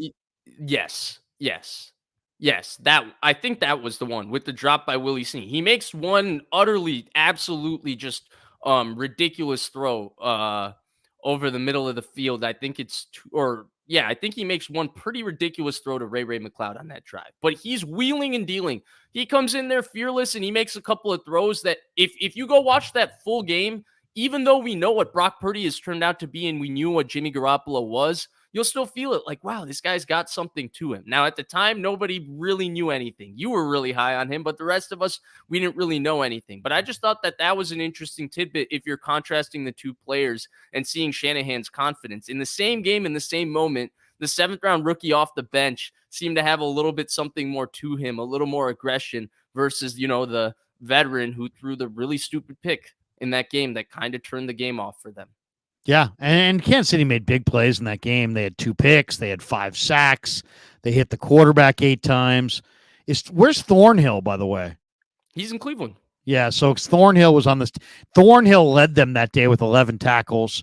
But Willie Gay and Bolton combined for 18 tackles, 11 solo, and a half sack. I mean, they were great. I mean, they really were. And then that Chief team had Juju Smith-Schuster had a big day. Right. They don't have him anymore. Which is basically Rashee Rice right now. I mean, MVS had 3 catches for 111 yards. Hardman had a touchdown. If I remember correctly, Reed kind of used Hardman in some trick plays on the goal line. Remember the other variable to that game, and this is what I want to know about the referees. And this throughout the game. If you remember at the beginning of the game, they called 2 really fast neutral zone infraction penalties on Nick Bosa for lining up in the neutral zone. I haven't seen that penalty called on Nick Bosa since. I didn't see that penalty called on Nick Bosa before, but they called it very early in the game in the first quarter. To me, it felt like that threw off Nick Bosa the entire game. I talked to a former player on the 49ers at the time who I don't think would care me saying this. He felt like, wow, that really threw off the Niners at that point because it felt like something planned. Like they told the refs, like, well, hey, watch out for Bosa. Let's get him on it to kind of mess with his head. And then they kept going misdirection to Bosa. And this is after Bosa, like, Krug, I don't know if you remember that 2019 Super Bowl, Bosa was the best player on the field. Like, he dominated that game. He was utterly terrific. That second time the Chiefs got him, they were able to do that. So it'll be interesting to me to see if they call this neutral zone infraction lining up in the neutral zone penalty on Nick Bosa out of nowhere in the Super Bowl. Because then you'll know the Chiefs have found something and are looking out for it and trying to get in his head. And by the way, I would love for you to ask him that question, Krug, if you get a chance with him this week or next week. Be like, hey, Nick, last time you guys played, they had those neutral zone infraction penalties early on you. You haven't really been called for that before. Did it affect you in that game? And are you worried about it going into this game? How about Jake Moody? How much do you trust Moody going into this game? I have no clue, Krug. I have absolutely no clue. He did bounce back after a miss. He misses a kick, and then he bounced back, and in my head, like, I'm able to create circumstances like that was objectively clutch. Like, they needed points. It was a 43-yard field goal. He'd been missing it. He makes it, right? They needed a 52-yard kick versus Green Bay. He had to make it. He was feeling the pressure, and he made it. So you could make the argument that he's been clutch. He's bounced back. He's shown he's mentally strong, but he's also missing kicks, man. Like, that's not good. I know. It's like it's a weird thing. I mean, I don't know what to say about it. In that game against Kansas City last year, Robbie Gould went 3 for 3. So hopefully it won't come down to a kick. Kevin Crittenden says. By the way, let me ask you this. Yeah, because I know you're into the weeds on this type of stuff. Yeah. The one thing Kansas City's always had with Andy Reid, right? And Andy Reid's always had it as a strong special teams coach. John Harbaugh used to be it. Dave Tobe. Yeah. Long-time special teams coach in Kansas City. Been there pretty much the entire time of Andy Reid's tenure. Great special teams coach. They always have an excellent special teams. I mean, going back to Frank Gans. I mean, they always have had great special teams there. Dante Hall, right? Was Brad Seeley there? I'm not sure if Seeley was there. Brad Seeley was there. He was in New England and there, I think. But they're going to be good on special teams, right? Because the kicker is the one question, and then kickoff coverage. I love Mitch, and I think they're better. He's been amazing, hasn't he? Yeah, he's great. And then I love Odom, but Ray makes me nervous, and I don't have a real good feeling about the kicker. Okay. You know, but yeah, it worries me. It does worry me. Who's their return guy? Who's Kansas City's return guy? Is it not Mecole Hardman? It's Richie James. Oh, right. Richie James. I knew that. That's my mistake. Richie James. Yeah. Wouldn't that be something if Richie James took one back on us? Yeah. By the way, he still catches punts so nonchalantly, and he runs with no urgency still. I noticed that. Crittenden says Purdy put his Brock on the table. 49ers looked like the more rested team in the second half. I guess I didn't even think of the rest factor at all in that second half. I didn't feel like it at all. I felt like there was one team that it got tight for them. They're a young team. The moment was too big for them. It was too much. And then you had one team who's been there, done that, just kept their poise and played smarter, cleaner, more disciplined throughout the entirety of the game and were able to hold out and win. Well, I mean, to me, it was like the Niners knew that if they lost that game, it was a disaster. So they played with this urgency and this edge and this sobering Very sobering type second half. Where Detroit, I think played well, but Dan Campbell, I think, made some really bizarre decisions. To me, when you're Dan Campbell, to me, if you say, what was Dan Campbell's biggest mistake? I'll tell you what his biggest mistake was. Kicking at 20 or going for it at 27-24 down. No, I was going to say the biggest mistake was you have a young team and you have to sense when you have momentum and when you don't. And they had all the momentum at the end of the first half, and they got to fourth down and on the 2. And at that point, David Montgomery is going for almost 8 yards a carry, and the Niners can't stop him at all. And I would have just handed it to Montgomery and said, you know what? We are going up 28-7. And instead, it was a quiet, it wasn't really loud. The people were deflated. Shanahan's thinking, the Niners are just praying they don't get the touchdown there.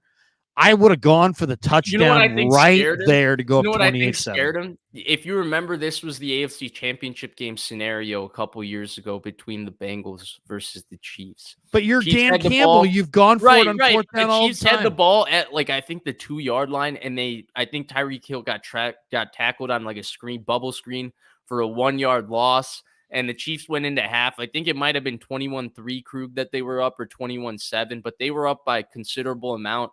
And they kind of bagged it before half, and it felt like that was the momentum shift that started the Ravens' comeback.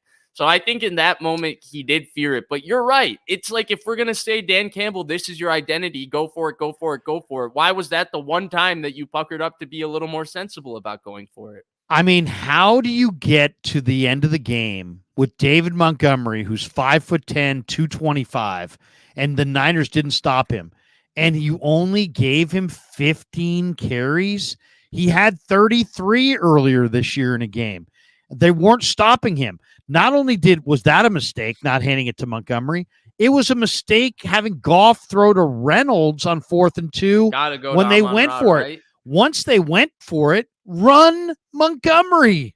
Or do that, yeah. They were literally getting the 49er defensive line to push. They were pushing them back 3-4 yards. If you noticed, there would be several runs in the first half where you're like, oh, Niners did a nice job on that run. And then you'd look up and be like, that was a 5-yard gain. Right. And you're like, well, wait a second, that wasn't a great job. While we're on the 4th and 2 and the 3rd and 2, because I did criticize him a little bit at the beginning of the show, to get to 4th and 2, that 3rd and 3, they run that zone play with Amon-Ra St. Brown out of the backfield. To get him to 4th down, that was an awesome play by Fred Warner. That was an awesome no doubt. But then also the feel. But you're right. I just wanted to think about it this way. Think about this other one. There was another one in the game. They ran Montgomery for 16 yards, and it felt like, they can run this power back at will. The next play was a flea flicker. Right. That Jameson Williams didn't track the ball. Why are you running a flea flicker when you just handed it to your running back and he ran for 16 yards? Heck, this Lions team on 3rd and 13 got a 13-yard run from a Jahmyr Gibbs. They were running at will, and they went away from it to pass. And I don't know. To me, everybody made that offensive coordinator sound like he's a genius. He decided to stay today instead of go to the Commanders. Ben Johnson, is that his name? Yeah. Okay. So I have a take on this that I would love to hear from you, because I don't doubt that he's called the creative offense this year, but I think that people overrate the ability to call a creative offense. I think there's guys like Shanahan, right, that really know how to stress a defense and stress a defense with scheme. But I don't think that a lot of people look at that and say, oh, that's great offensive football. I think football people do. But I think a lot of fans look at the trickery, the pizzazz, the back and forth, all of that stuff. They look at that as creative offense. And I think that when you have an inherently aggressive coach, right, in Campbell, that's decided we're going to win every game through our offense, damn our defense, we'll put them in all kinds of bad spots. They're not good anyway. We're going to win through our offense. It's easier to be the offensive coordinator that gets to call anything and everything with a bunch of really talented guys on offense that you can run the ball. I'm not calling him a bad coordinator, Krug. I just feel like situationally, when you're projecting him as a head coach, I don't think he can call plays the way they do in Detroit as a head coach, if that makes sense. They have a highly talented roster in Detroit combined with the head coach who's willing to, I was surprised he didn't fake punt twice versus the Niners. That was all that was missing, and Jack Fox had one of the greatest punts I've ever seen in that game. And they might have still fake punted. So when they do all those kinds of things and take those risks, you're really calling you're calling the game as the coordinator, just every play you're trying to score, right? Every play you have to be creative. There's no responsibility to your defense and all of that. I question him as this red hot candidate if we're looking as a head coach, because I don't think you can call plays and be like that the way Ben Johnson's been able to be as a head coach. What's your take on it? Am I being a little too much of a skeptic? What do you think? Think he's overrated, man. I really do. I think their success is about the GM. It's about. You think it's just drafting? I love their weapons. Amon-Ra and Laporta and Montgomery was a great signing, and Jahmyr Gibbs was a phenomenal draft pick, and Jameson Williams is a home run hitter. Talented player. And I love what they've done personnel wise. I think by the way, his feel was marginal. You'll like this. Daniel Jeremiah said that they're kind of like a mini 49ers. I heard him say that last week. And it was actually an apt comparison because Sewell's like their Trent Williams. Amon-Ra's like their Debo. They've got like a very talented player in Jameson Williams. He's not Ayuk, but he's a very talented player, like you said. I mean, Gibbs has got McCaffrey potential. Maybe he can't be that because Christian is just such a special and complete player. But Gibbs looks special. Monty is special. I'll say this. I think they're the Cowboys of the 90s. You think you think they got the triplets? You think this? Yeah, I think they got the triplets. I mean, I think they've got Irvin. Who's the triplet? Well, I mean, it's. You think Goff is the triplet quarterback? Well, no. They're waiting for their Aikman. The triplet is Gibbs, Laporta, and Amon-Ra. Okay. That's the triplet. But then they also have Dallas. Remember that Dallas team also had Big Eric Williams. That's like your Penei Sewell. They had a really good Larry Allen, really good center in Stepnoski. That's your Ragnow. They were good. They were. I mean, Dallas was loaded, and it was a lot of personnel. I don't know, man. To me, like I just look at it this way: if you take out Ben Johnson and the Lions and put Kyle Shanahan in there, if all of a sudden you just handed it to Christian McCaffrey and he just carved up a defense for 16 yards, you know what everybody's yelling? Just run the ball on these guys. They can't handle it. And then you go to a flea flicker. And it's just, to me, they should have run the ball. It wasn't that they went for it or didn't go for it. It's that when they didn't go for it at the end of the first half when they could have stepped on the Niners' throat. And then when they did go for it, they went with it by throwing it instead of running it when they had this awesome run blocking line and these runners that the Niners couldn't defend. So that's what I would question. I think it was just that, but that would be what I would question about him too. To me, he's just a young coach, right? He's young in that moment, and like trying to show everybody what he's got in his bag of tricks. Right? Exactly. Yeah. I do think that. Don't you think there's an element to that though? People talk about players' egos all the time, but coaches are trying to get promoted. Coaches are trying to get that next job. Coaches are trying to have that right optics, right? Like a coach like Spags, for example, he just coaches to win at this point in his career. He's not getting promoted. This is his role, like as a defensive coordinator.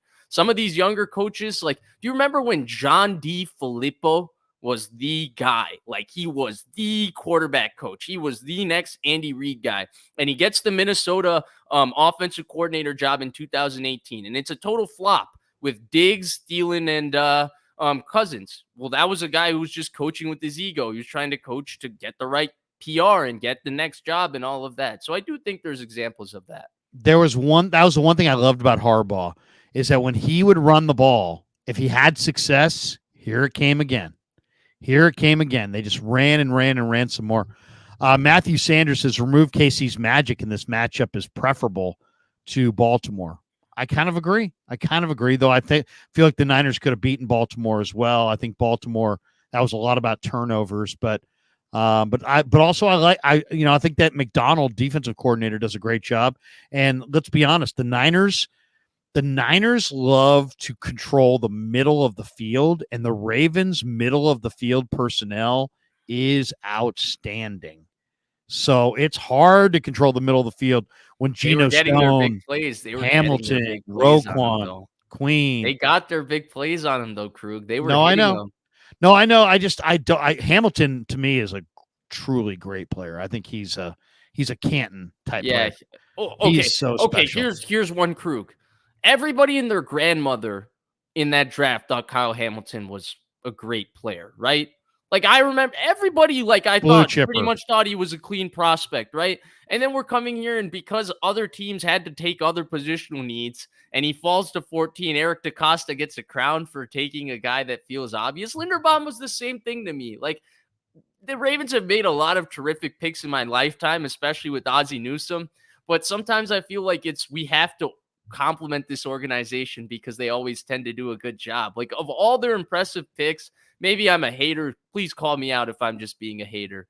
But I love the way the Ravens draft. Why? Because they draft great college football players and they project them to be great pros, even if they have a flaw.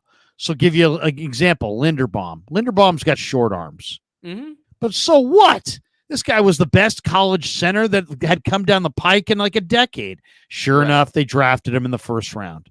You know, they go for great college football players, and it doesn't always work out, but it works out a lot. Though, right? They take a lot of high traits players too, right? Like Owe. Owe was a pure traits projection. I mean, he only played his sophomore year, right, at Penn State. He came out as a redshirt sophomore. I mean, he ran 4.37. Right. I mean, he had great edge speed. He's a freak, yeah. But I mean, like, you know, they traded for Roquan Smith. They drafted Patrick Queen. I mean, these were very productive players. Geno Stone at Iowa was a very productive player. Right. I mean, and then they also Marlon Humphrey was a very productive player for 2 years at Alabama. Yeah. I mean, going way back to Jonathan Ogden, go back to Elodie Nada. I mean, they go after Ray Lewis. I mean, they go after guys who are great. Great Chris McAllister. Chris McAllister, blue chippers, guys who are great. They, instead of trying to like look for traits all the time, they mostly stick with great college players, and then just of that group, then they go find guys who have traits. You know, you're right about that. Like in terms of them overlooking that flaw, right? Like Ray Lewis, undersized, doesn't matter. He was a great player. Terrell Suggs, he was going to run slow, doesn't matter. They'll take him. He's a great player, right? You are right about that. They'll go for it's almost like they watch college football like fans, and then they find out who the great college players are, and then they draft those guys. And if they have measurables as well, they'll draft them really high. Glass City says, you hear what Alex Smith said about the Super Bowl matchup? I didn't. Did you? I didn't either, no. I don't know. What did he say? I mean, I'm sure something? It was insightful. Maybe we'll have to talk about it on Thursday, Krug. I know. We'll do our show here, so you can bring it up. If Greasy left the Niners, Alex Smith is the guy. Alex Smith you think he would do that job? ESPN's a real cushy gig compared to the grind of being a quarterback's coach. Let's see. Maybe this is it. I think if this is from today, this is 12 hours ago. Oh, God. I don't know if I'm going to want to hear this, but here it is. Because you got to remember this. Alex Smith likes Mahomes.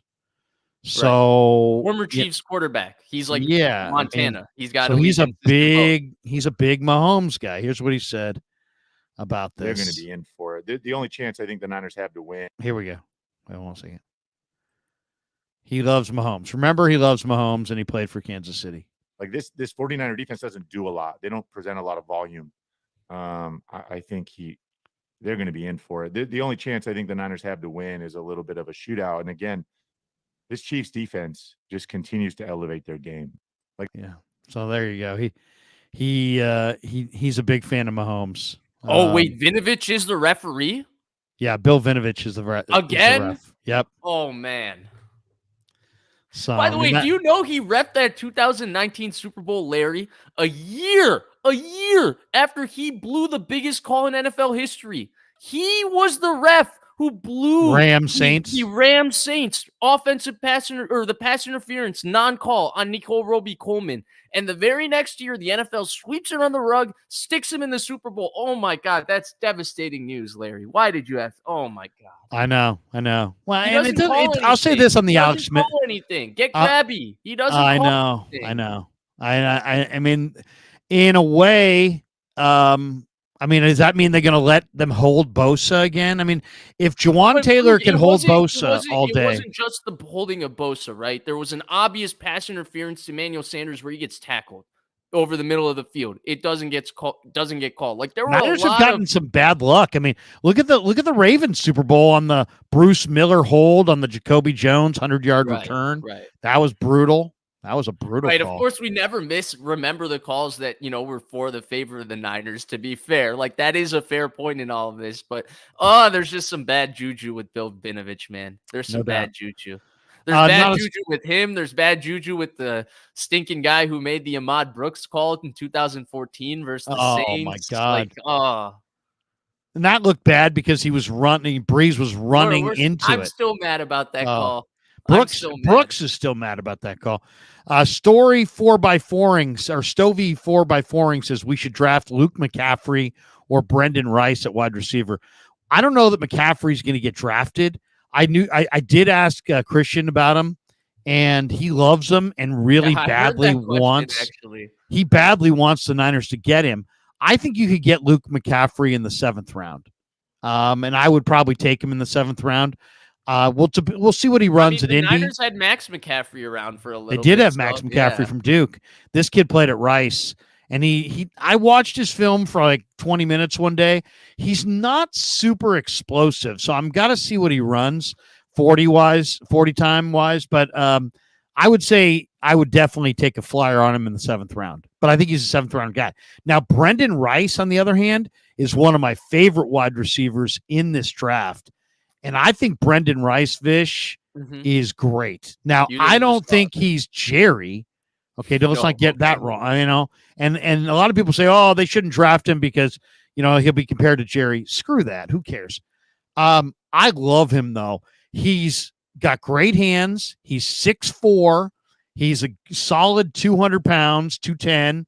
He plucks the ball with his hands. He plays the game like it's the most important thing in his life. And I love that.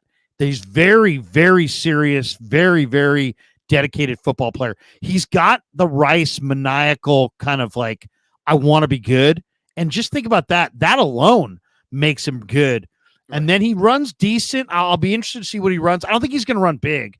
I think he's going to run like, 4.49, 4.53, something like that. That'll be my guess.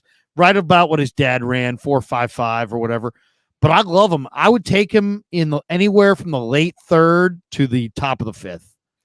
His dad reportedly ran 4.7, right? I thought it was 4.55. Was it 4.55? I don't know. 4.7. Wow, it sounds crazy, slow. Right? Because you don't see anywhere near 4.7 on the field. You see. Let me type that in. Jerry Rice's 40 time. I think it would say 4.55. 4.71. Really? Yeah, which was measured. Oh wait, what? It was measured between 4.45 and 4.71, according to Wikipedia. Yeah, I would say 4.55, but 4.71. I do remember seeing this. I do remember seeing this video for the NFL 100 team, and it was with Bill Belichick and him. For the life of me, I can't find this video ever again since that. But they talk about his 40 in that, and Bill Belichick adds detail about how apparently the combine was outdoors at the time. Okay. Like Jerry Rice ran his 40 into the wind and uphill. Well, uphill would be bad. Yeah. So that's what I remember. Now, I cannot find this video ever to verify this. Like, so it's really frustrating. Jerry, I would say, if you said how fast did he play? I would say he was like a 4.4, 4.3 guy. I mean, he ran away from everybody. He outruns angles, and that's why I hate that they do this David versus Goliath thing. Like, he ran really slow, but it doesn't matter because he was the fastest person on the field. Like, speed does matter. It just so happens that his speed in his 40 time was not reflective of how fast he was because he just outruns the angles clean. Oh, I know. Just the amazing. Dallas touchdown versus in 95. Yeah, they line at Texas Stadium. Slot. Yeah, versus I was there. I was there. He ran away from the entire Dallas defense. It was, it was like 85 yards or something. Different speed. And when the ball's in the air, like when Steve Young or Montana would just put it out there for him. He ran through the ball. Off the sack. Like he ran through it. Like when the ball was in the air, no corner could run with him. No, Jerry never got caught from behind. I don't ever remember him getting caught from behind. And the other thing I'll say, because I love watching his old kind of like videos Eric and his old Dickerson never games. got caught from behind. Right. He was such a smooth runner, right? Yeah. But with Rice, one of my frustrating things is that I feel like his route running, like people acknowledge it as like that was his great trait, but it doesn't get enough credit because so many people are enamored with the flash in route running, which is like, do you put on 2 different moves? Do you break a guy's ankle? And so they don't understand. I feel like what gets missed is the number one asset of a route runner, in my opinion, is being where they're supposed to be on time. It doesn't matter how you get there, but you need to be open where you're supposed to be on time. It doesn't matter if you put on 5 moves on the backside of the route or you just run your route smoothly. And that's what made Jerry so special in this offense, right? On time, he was always exactly where he needed to be. And that's special route running, like always open where he needed to be on time. It's amazing. His career was so crazy. I cannot believe someone's actually touching one of his records in my lifetime. Like the fact that Travis Kelce is touching these records is crazy to me. Did anybody ever run the slant better than Jerry? No. Have you ever seen anybody? No DB ever cut him off. He always got his shoulder across. He always got in that lane. I mean, he was an amazing player, man. I still can't believe he came back like 13 games into the season off his ACL. Yeah. Oh God. Like, I'll never forget. I was 14 years old. And then he played 5 years after that. Like what? 14 years old. Christmas Day, 1984. They used to play the blue-gray college all-star game, and it was small school guys on Christmas morning at 9 a.m. on the West Coast, and we'd watch it. And I would watch it every year. I would watch that thing because we were Christmas Eve people. So I already had all my gifts and everybody else is kind of sleeping in. I'd watch Christmas Day. And I remember watching this guy on Christmas Day just absolutely put on a freaking clinic. And then fast forward, I'm only 14. Now I'm 15. It's April of 85. And I'm at the kitchen table because the draft used to be Monday morning. So and it was not on TV at all. It was something about how times have changed. Wasn't on TV. Changed that, huh? Yeah. And my dad yells from upstairs, "Hey, the 49ers just drafted." And he knew what a big Niner fan I was. And I yelled back to him, "Did they draft Jerry Rice?" That's awesome. My dad, literally with shaving cream on half his face, walks downstairs at our house into the dining room while I'm eating my cereal. And he's like, "They did draft Jerry Rice. How did you know that?" Because there was no cell phones. There was no Bleacher Report app. There was no anything, right? And I said, "I didn't know that. I just saw him on the blue-gray game, and he's freaking awesome." And he's like, "Yeah, they drafted Jerry Rice." I'm like, "That's great. He's great. He's gonna. That's awesome, Dad." And he goes back upstairs. And of course, he had a terrible rookie year. He dropped all kinds of passes, and he looked terrible. But man, I mean, after that first year, he was just unfreaking believable. Jerry Rice had 23 touchdowns in games, 22 and in one season, 12 games. By the way, lockout season.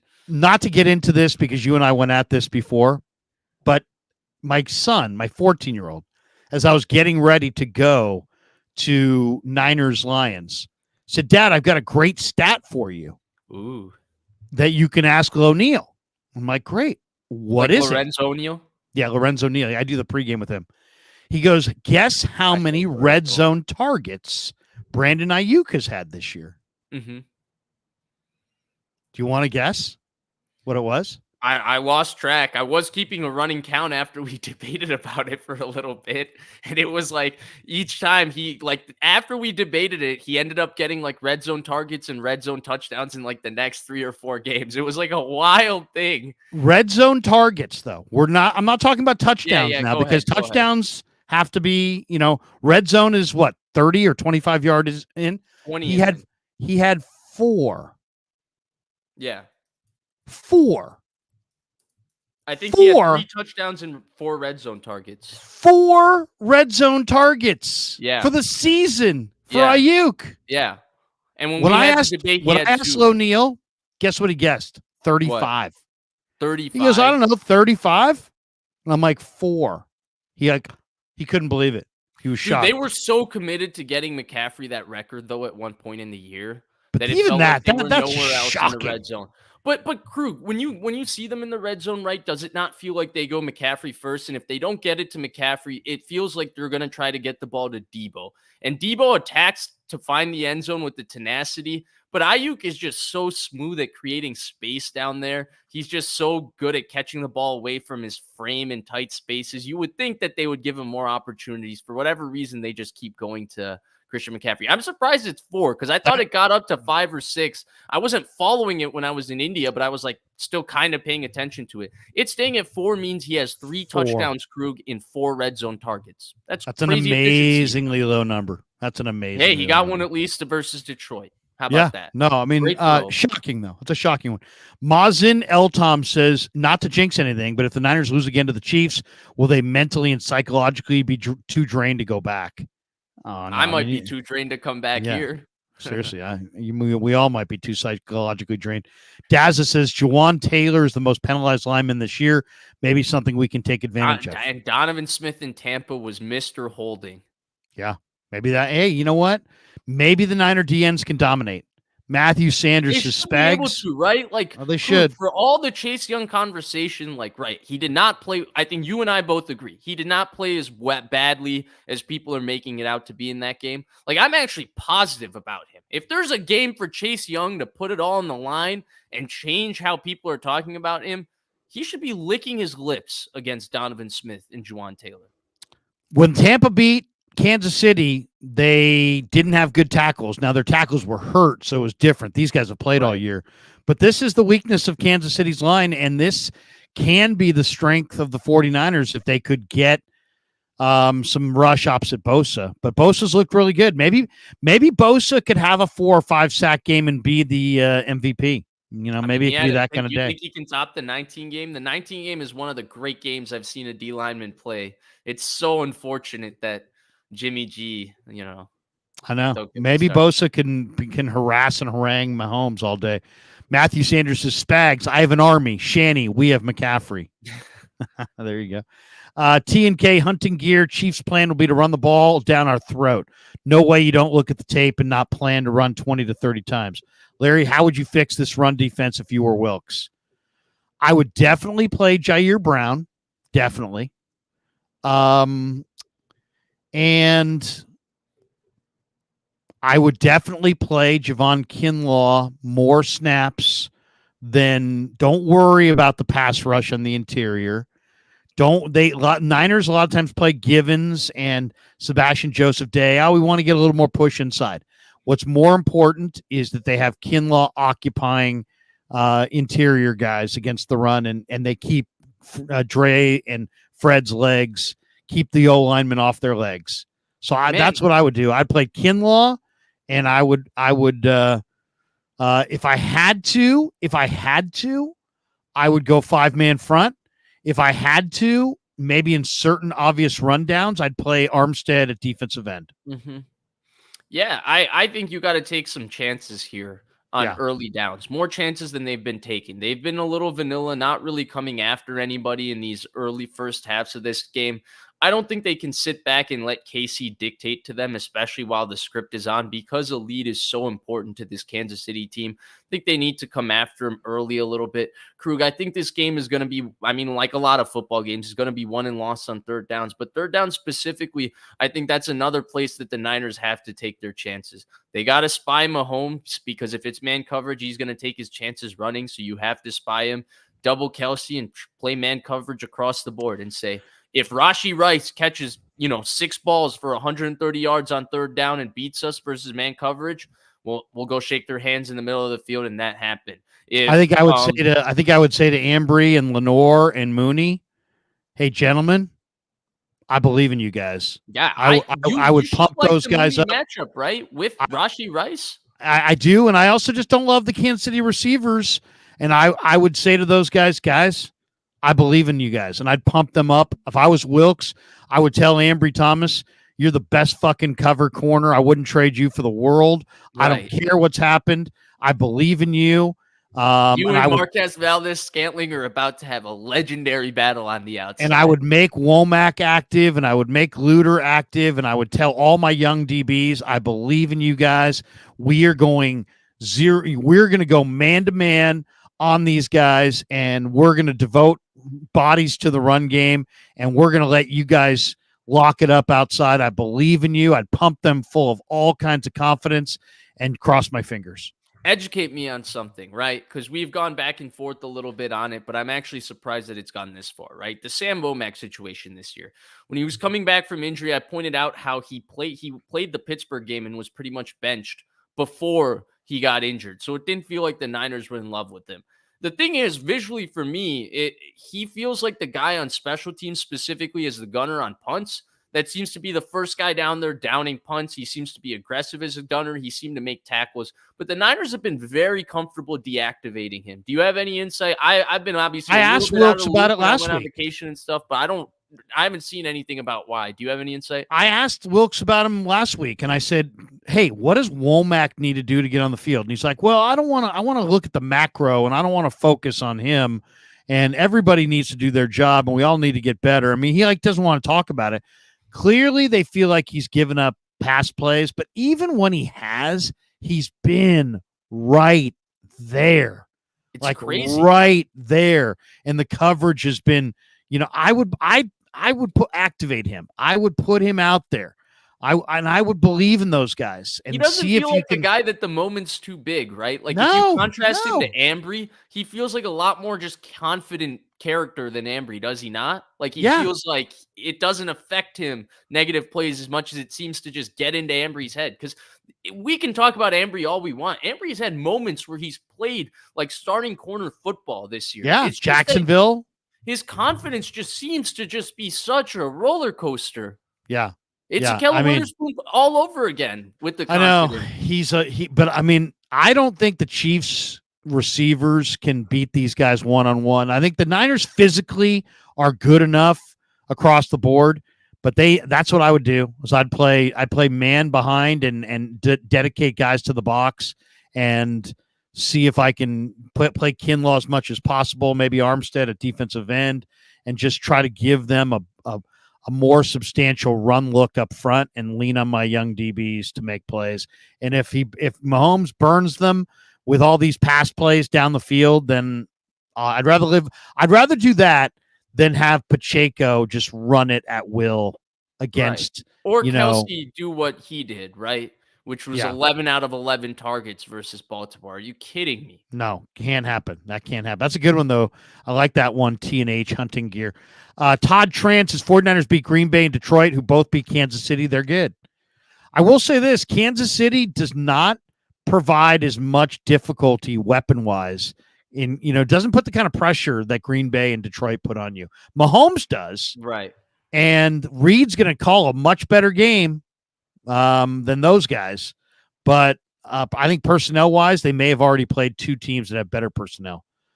Glass City says, should Hargrave be a third down specialist? What's that? He's kind of on your wave, yeah. Use Kinlaw and Armstead on base downs.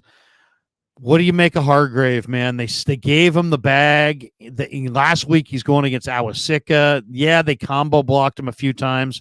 I thought Hargrave was going to party. He was almost unheard of in the game, unheard from.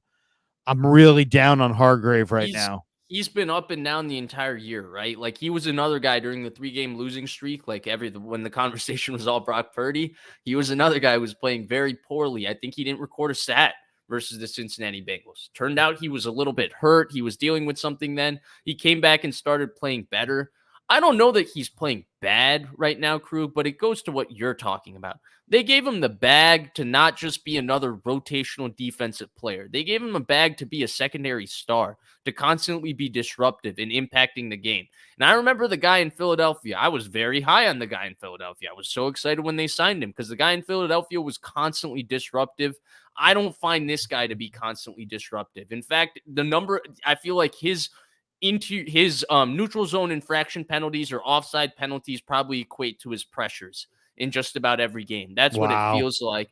And I that is somewhat condescending. It's not exactly the case, but I think that it is frustrating to see him paid like a star, to look at him as an impact game-changing piece, and then just get ordinary impact from him. Maybe that's the harsh question for Wilkes this week. You guys are paying Hargrave like a star. Is he giving you a star performance?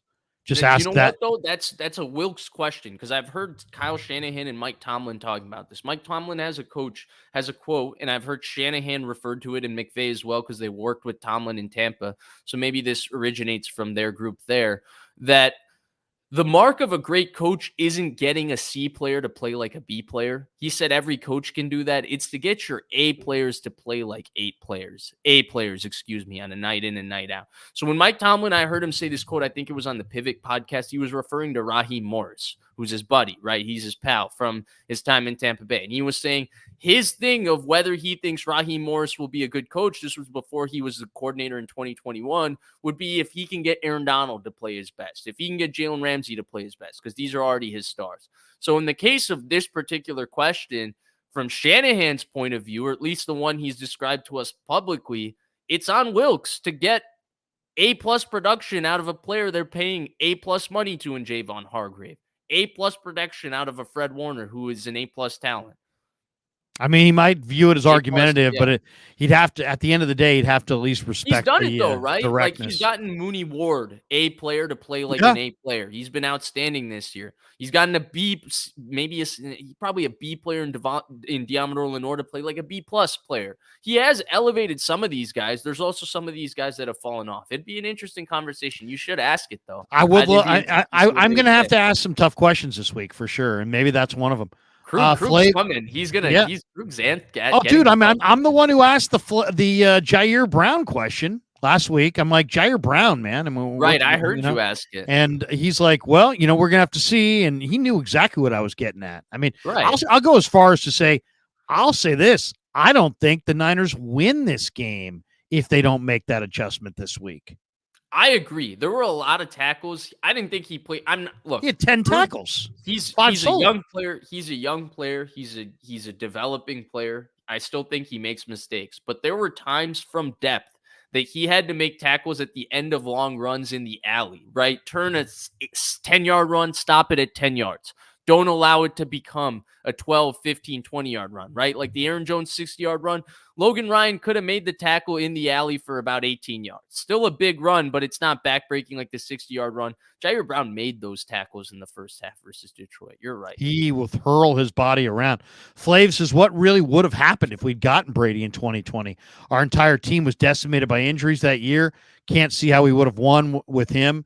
And was he good enough to win after that year? I agree. I think things would have gone differently, though, had they got Brady. There's just something different about how things happen for that man. That's true.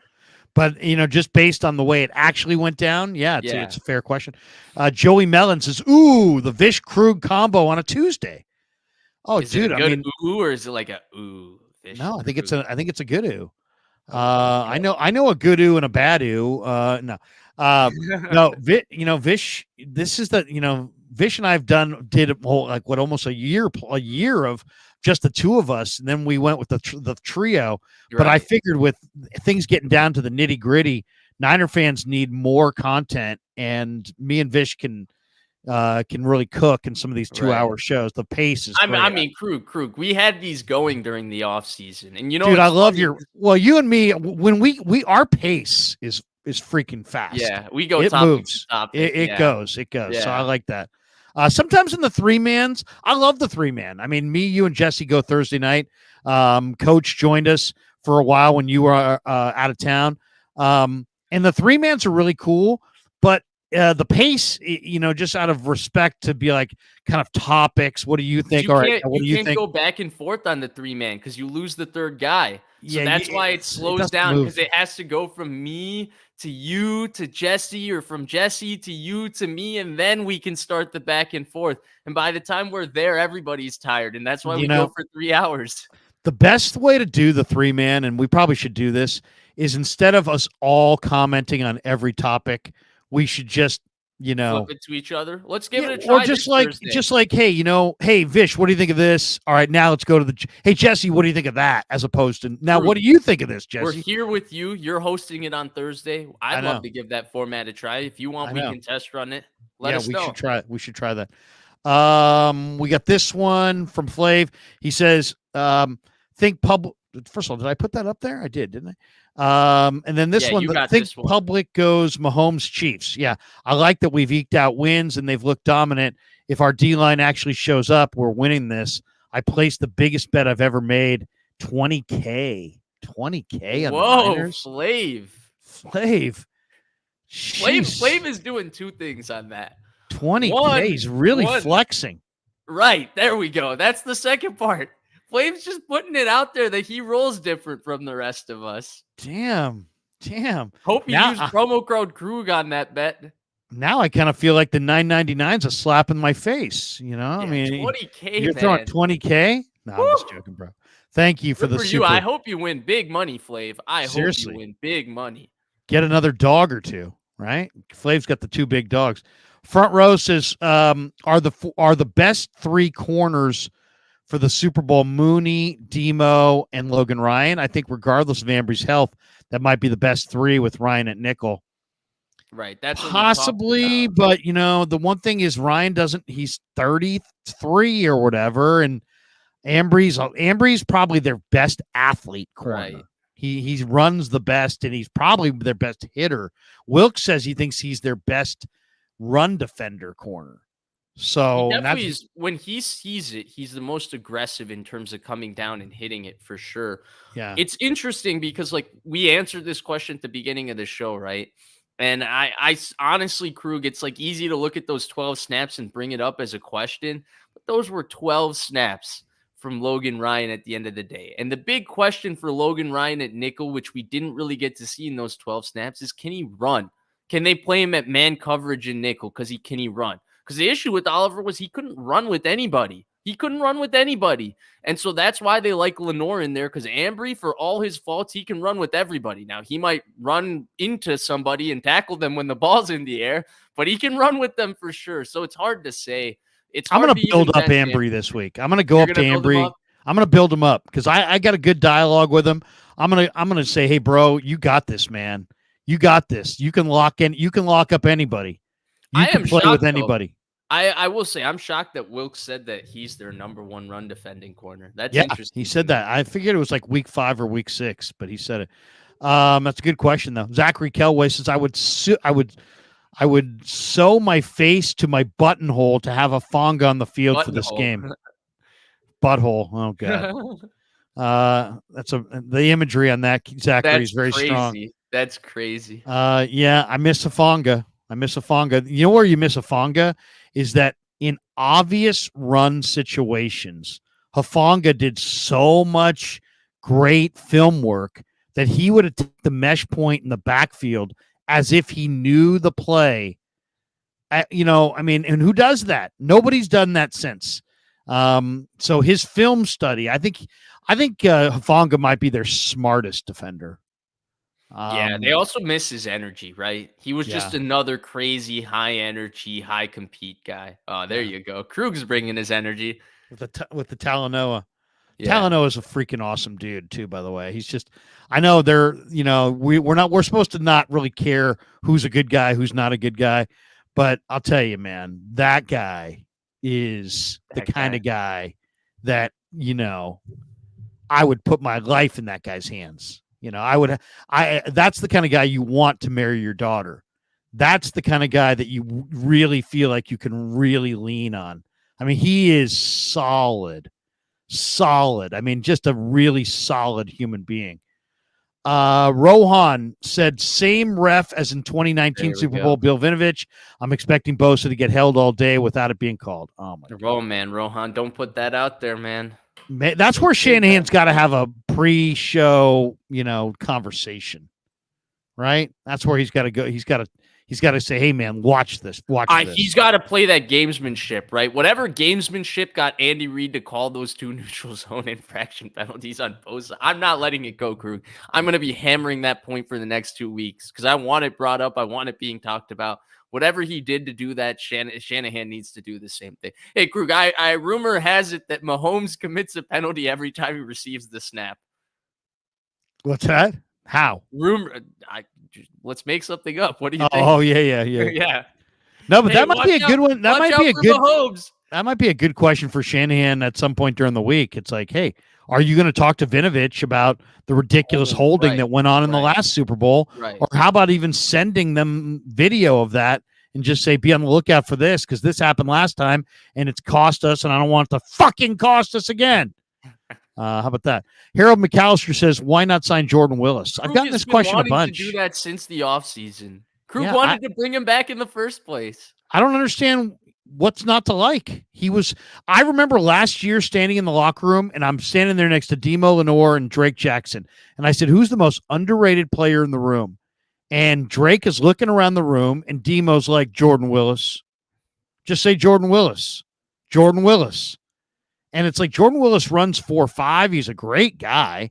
I don't get it. I don't get of one of the most iconic plays now in recent Niners history. He's been on the street. Isn't he on the street or is he on somebody's practice squad? I thought so. I'm sorry. I have not been keeping up to date with Jordan Willis the way I usually tend to keep up to date with Jordan. I mean, you would think that if he was out there, they would grab him.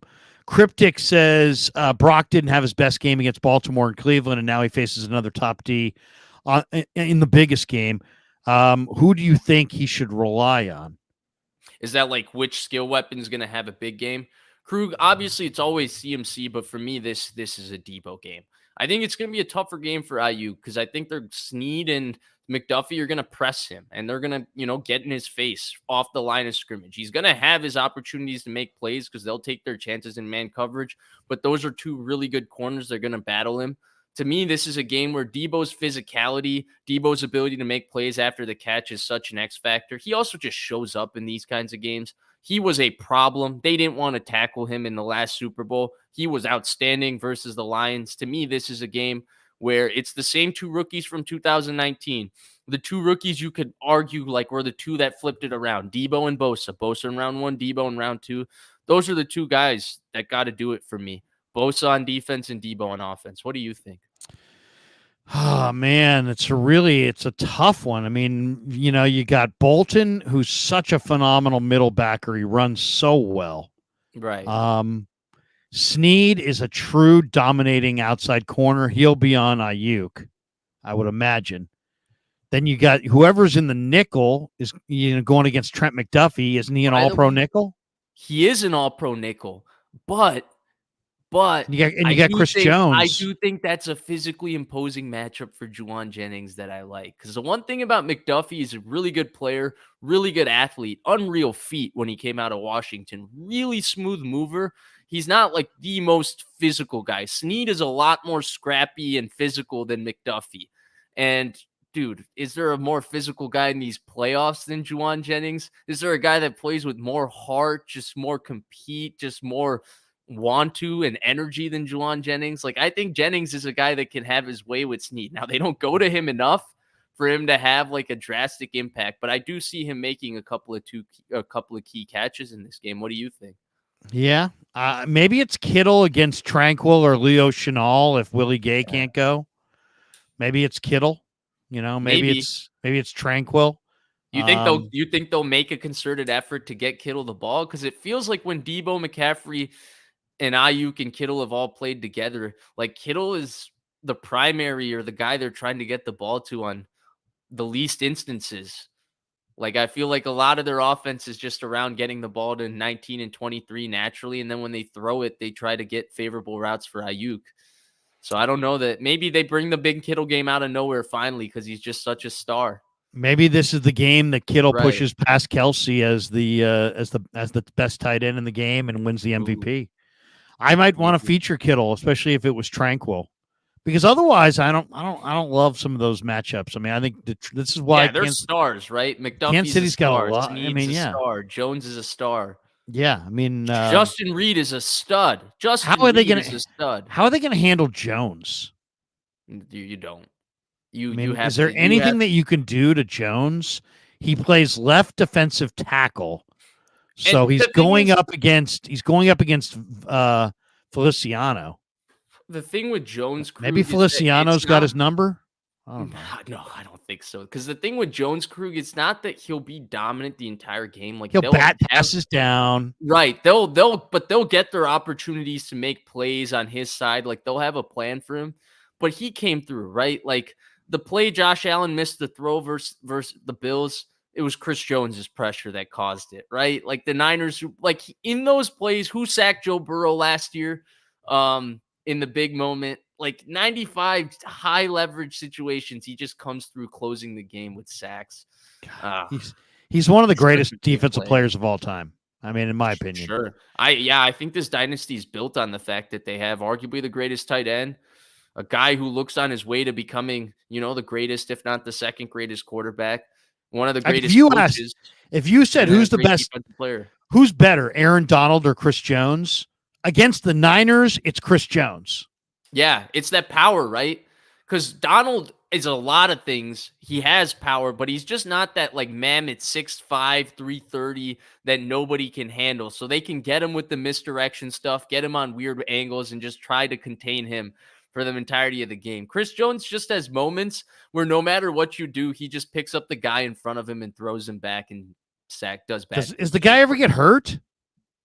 No, he doesn't even get tired, Krug. I mean, he missed the entire offseason and showed up week 1 in Florida and played every snap. He's so hostile when they're not playing at this crazy breakneck speed that he looks scary.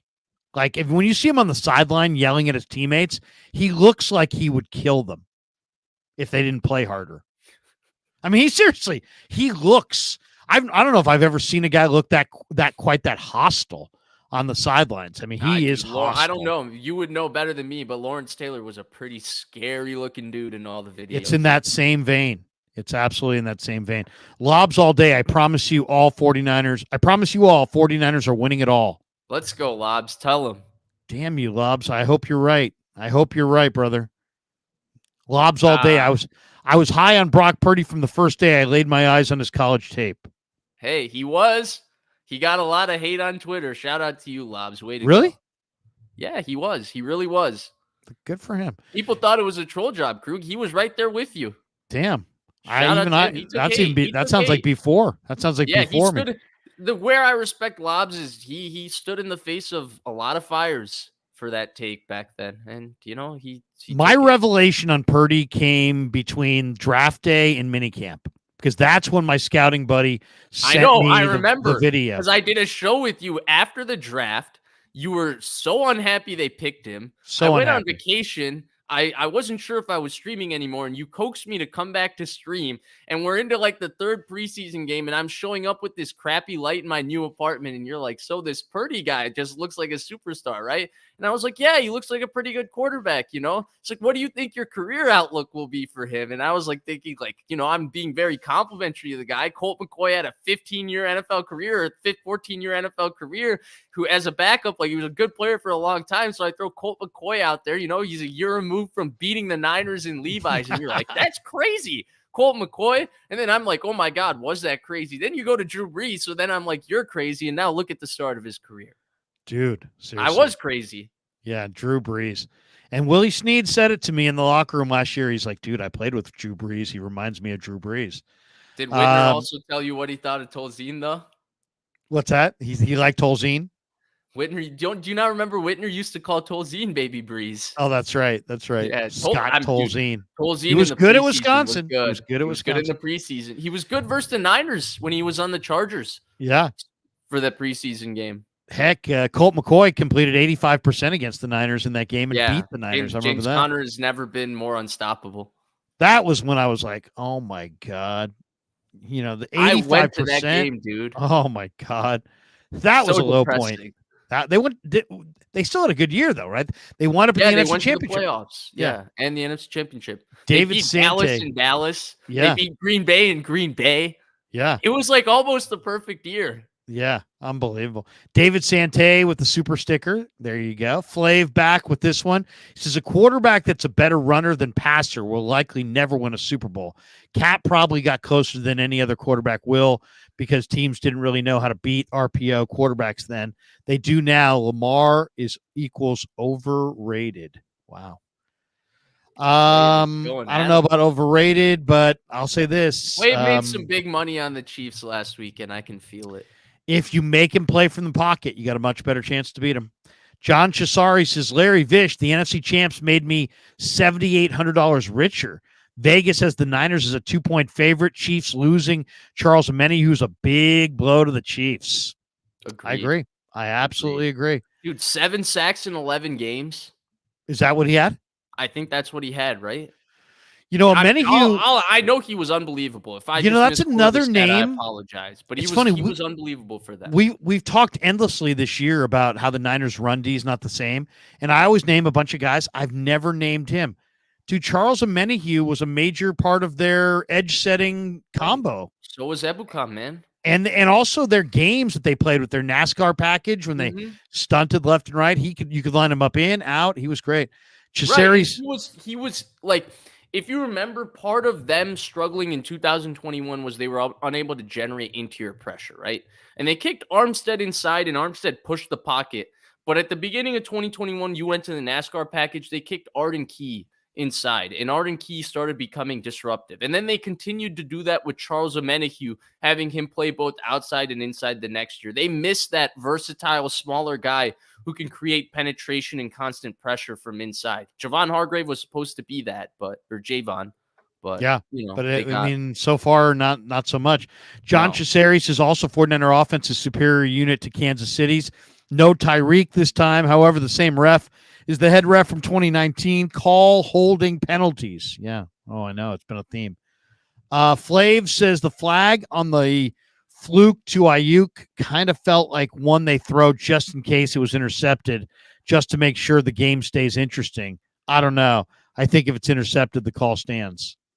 I don't know. I thought that was just an unbelievable play by the corner. If you go back and look at the decision, the fact that it deflects off the corner. Yeah, but I felt like he was tracking the ball. Ayuk was tracking the ball. I don't know, Krug. There's something about when you play 2 invert and you're asking your corner to run from the boundary to the deep half, and he runs the deep half and outruns the post and stays over the top of it the entire time. He's got to get some credit. It's unfortunate that it turns into a helmet deflection turn catch, because the decision's not even a bad one either by Purdy. Like, you take your chance there. It's just an unreal play by the corner. Unreal play by the corner. And what unbelievable concentration by Ayuk. Right. Flav says how many the heads up to not give up on the play. And you know what? Let's be honest. That's what we saw this summer from Ayuk, was every ball he was acting like it was his personal ball. And he just made so many great catches this summer. So it was great to see that one. Flav says, how many games did going for it on 4th down really win them this year versus lose them? I would like to know. It cost them the biggest games I saw. I don't know. Yeah, but they won the Rams game that way, right? They were aggressive in the Rams game. The Rams weren't in the playoffs. Yeah. Daryl, 49er for life, Smock says, let's not forget, Kyle did the same thing in the 2019 Super Bowl. He went away from the run and to Jimmy G throwing the ball, and that's why we lost the Super Bowl. If we're up in this game, let's hope he doesn't do it again. Yeah. But Purdy won't make those mistakes, man. No. If they get that same exact game scenario, like he's more of a finisher. Give me 2019, they win that game with a lot of different quarterbacks, and they win it especially with Purdy.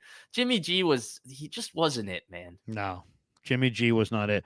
Batman 29. Larry, put up the Niner flags before you go to Vegas. I will be bringing some Niner flags with me to Vegas so I can hang them in the background of all the streams that we do from locations. So there'll be a couple Niner flags with us in Vegas. Yeah, we're headed to Vegas. We'll be there, I believe, Tuesday through Saturday. I'm not sure if I'm going to stay for the game yet, Congrats, but awesome. Definitely will be there. Oh Flav and Kev will be rolling. Kev will be there as well. Flav, look at Flav. He says, Larry, how much free pig in a pickle would it take for you to do a 3-way with Hensley and Stats? 3-way show. Heck, I would do it. I mean, I like both those guys. I know you don't believe me, but I do. I actually like both those guys.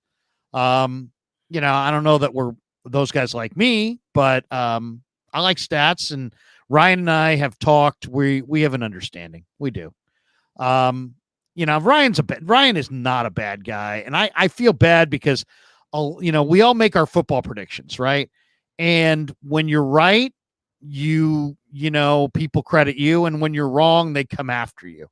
And so he was wrong on his Lance take, and wrong about Purdy. But you know what? It's just football, people. It's just football.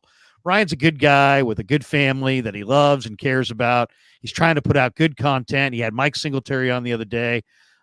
He's a good dude. He's a good dude. Now, we've had our moments. We've both said some terrible things, but I consider him a friend. And if I see him in Vegas, I will definitely have a beer with him. And we've not streamed together for the last time. We will stream again together. And I just, it's a lot of it's just, I'm a big mouth know-it-all, and too many. I think he's taken. Let's just say this: he's taken too much negative. Was he right? No, but so what? It's a football take. It's a football take. I'm not always right. Vish is smart as hell. He's not always right. Ever. Jesse's really good at this. He's not always right. Grant has got more subs than almost anybody. He's not always right. The great Lombardi is growing by leaps and bounds. He's not always right. That's not true. He's been right at every account. Well, he's right. him. He's always right. No, but I mean, you know what I'm saying? Everybody, we're all human. Yeah, we're all human. Nobody's always right. But I would love to stream with Hensley and Stats. And maybe if the Niners win the Super Bowl that week after, we'll just do a Peaches and Herb reunited, and it feels so good. Look at that. That would be awesome. Wouldn't that be good? I think if the Niners win a Super Bowl, you will see that there will be a lot less beefs because everybody will be less on edge. Everybody will be less frustrated about these football takes. Everybody will have them feeling less personal. Because I get it at the end of the day, Krug. Like as much as it's easy to say, like it's just a football take, it's not personal. Like, shoot, I sometimes get the same reaction on Twitter when so-and-so tweets at me and says, Vish, you're an idiot. You don't know this. Like, how do you know it? Like, you want to go right back at them. Yeah, it's natural. No, totally. It happens. It's hard to do this. But yeah, it happens. I'm glad that you guys are in a good place, and I would love to see that stream. I would tune in. I'm a fan of this. I consume Niners content. I try to tell that to everybody. I consume this stuff. I would 1,000,000% watch the stream. All three of you are my friends, but as a just pure consumer of content, I would watch this stream 100%. Yeah, and you know what? It will happen. It will happen. So Flav, I know Flav's being funny there, but it will happen. Flav says Chiefs record with Vinovich is 5-2. Niners record is 3-5. Do the Chiefs have a bad record with any referee though? I feel like they beat everybody with Mahomes. That What's FML? F my life. Oh, my life. The guy has 20K. This kid better take the whistle out of his ass this time around. He's giving you $5 so you can console him and be like, Vinovich is going to help you out, Flav. If I see Vinovich in a club in Vegas during the week, I'll slip him a 20 spot and say, hey, Vinovich, make it happen. Wouldn't that be incredible? Lobs all day says Niners must go cover one, press man on run down, stop playing too high when you can't stop the run, Wilkes. Go too high, disguise, blitz on passing downs. The one thing that Wilkes did do, and I forget who highlighted it, but he did show different looks in this game against Detroit and then rotate into a different look post snap. He showed both Rich Madrid and Johnny Dell. I saw they posted. Did you see that? Where the one where Goff thought they were in zone or thought they were in man, but they were really in a zone. Right. Or when they had the three deep look and Gibson comes down and they play Tampa 2 with Gibson being the middle runner in Tampa 2. They had some cool coverage rotations. They had them versus Green Bay too in key leverage situations where they spooked Jordan Love with calls. But I think Lobs is right about them needing to be more aggressive early, because that was kind of the Alex Smith point, right? If they take their chances being vanilla early, like we talked about it at the beginning of the show, Ben Johnson and the Lions had their number. And you would expect Andy Reid and Mahomes to do the same. I think the key to this for Game Krug is the Niners need to be aggressive. Steve Wilkes needs to be aggressive. He needs to take the game and dictate to them, because the Chiefs tend to dictate games with their defense because Spags is super aggressive, and then Andy Reid and Mahomes do that. And then Shanahan needs to be aggressive. They can win this game with their offense, Krug. Their offense is more explosive than the Chiefs. Yes, the Chiefs make have them Mahomes. play fast. Don't let them dominate the time of possession. Right. But the make Chiefs them play have fast. Mahomes, but they don't have those kinds of weapons. In a shootout style game, like Alex Smith said, it 100% suits the 49ers. I don't think the Chiefs have beaten anybody that has scored 20 points on them this year. Somebody correct me on that, because that was just me briefly looking at their box scores and looking at all their games. But I don't think they've beaten anybody that scored 20 points on them this year. And so the Niners can score on them. Shanahan needs to be aggressive, though. They're going to win this game with their offense. Obviously, you don't get too risky, but he needs to maximize chances for his offense. They beat the Jets 23-20. They beat the Vikings 27-20. Okay. But that's it. Okay, so more than 20 points. That's it. More than 20 points. Because they 20 is included. I said more than 20 points. In the preseason, that doesn't count. So they beat, they basically, this is their point total. This is what their defense has allowed in their wins this year. 12, 17, 17, 17, 14, 17, 8, 20, 20, 10, 9. To me, the key number is 24. If the Niners can get to 24, they're going to win this game.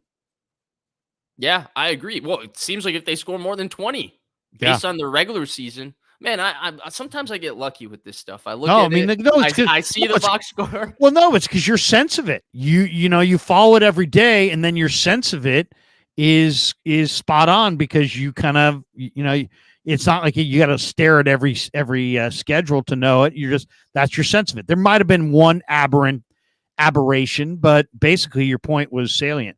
It's salient too, Krug. I love when the eloquent Krug comes out. Oh, yeah. We said, by the way, we said an hour 30 minutes. We're closing on 2 hour 30s. Let's get these. I know. Let's get these and we'll get out. We'll get these and get out. Because we're back on Thursday. I know. Trey Niners says, well, look at us. Why are the Niners sticking with the wide 9? It's horrendous against the run. They have to change this for the Super Bowl, but I doubt they will. This is what they go with. This is who they are. Flav says, I did make a lot on the KC game, went big on the second half after I saw it was the same old playoff Lamar. Gave a lot back through, though, on the Niners. That last Goff touchdown was a backbreaker. Thought we had them by 10. Sweaty backdoor cover got poor Flav. That's bad. Yeah. Never tell us about the losses, Flav. Just pretend you're on top. Lobs all day says KC's defense is susceptible to misdirection and trick plays. Well, you know what? That's a great point, Lobs, because teams that have great pursuit speed are susceptible to misdirection, and that's exactly what they have. So that's a great point. But they will also start timing. They'll also start timing blitzes straight into the motion. Like if you start dictating this to them, they did this in the first Super Bowl game, where it's like, okay, you're gonna move around, like F your motion. We're gonna start blitzing right into your motion, and we're gonna create chaos. So it is a little bit of a double-edged sword. And by the way, Larry, the chat's telling us that they scored 20. Bills scored 24. So my stat kind of got ruined, because they beat the Bills scoring 24. I don't remember them scoring. I thought that was 20-17. No, it was 27-24. 27-24. Oh, but you're basically right. It's one aberration. That's one aberration. Okay. By the way, going back to what was the point I just made? You had something to respond to that. Well, no, I was just going to say, I was going to say that in the red zone, on the goal line, the one thing that I've seen consistently from Andy Reid is if he gives you eye candy going east-west, go anticipate that they're going opposite of the eye candy. So if they're giving you lots of eye candy pre-snap, that they're going right on the goal line, they're coming left. They almost never outthink that. They almost always do that. They go opposite the eye candy on the goal line. So just know that's a Reid trend. And I may bring that up to Wilkes as well this week because he knows. I know he's got to know that.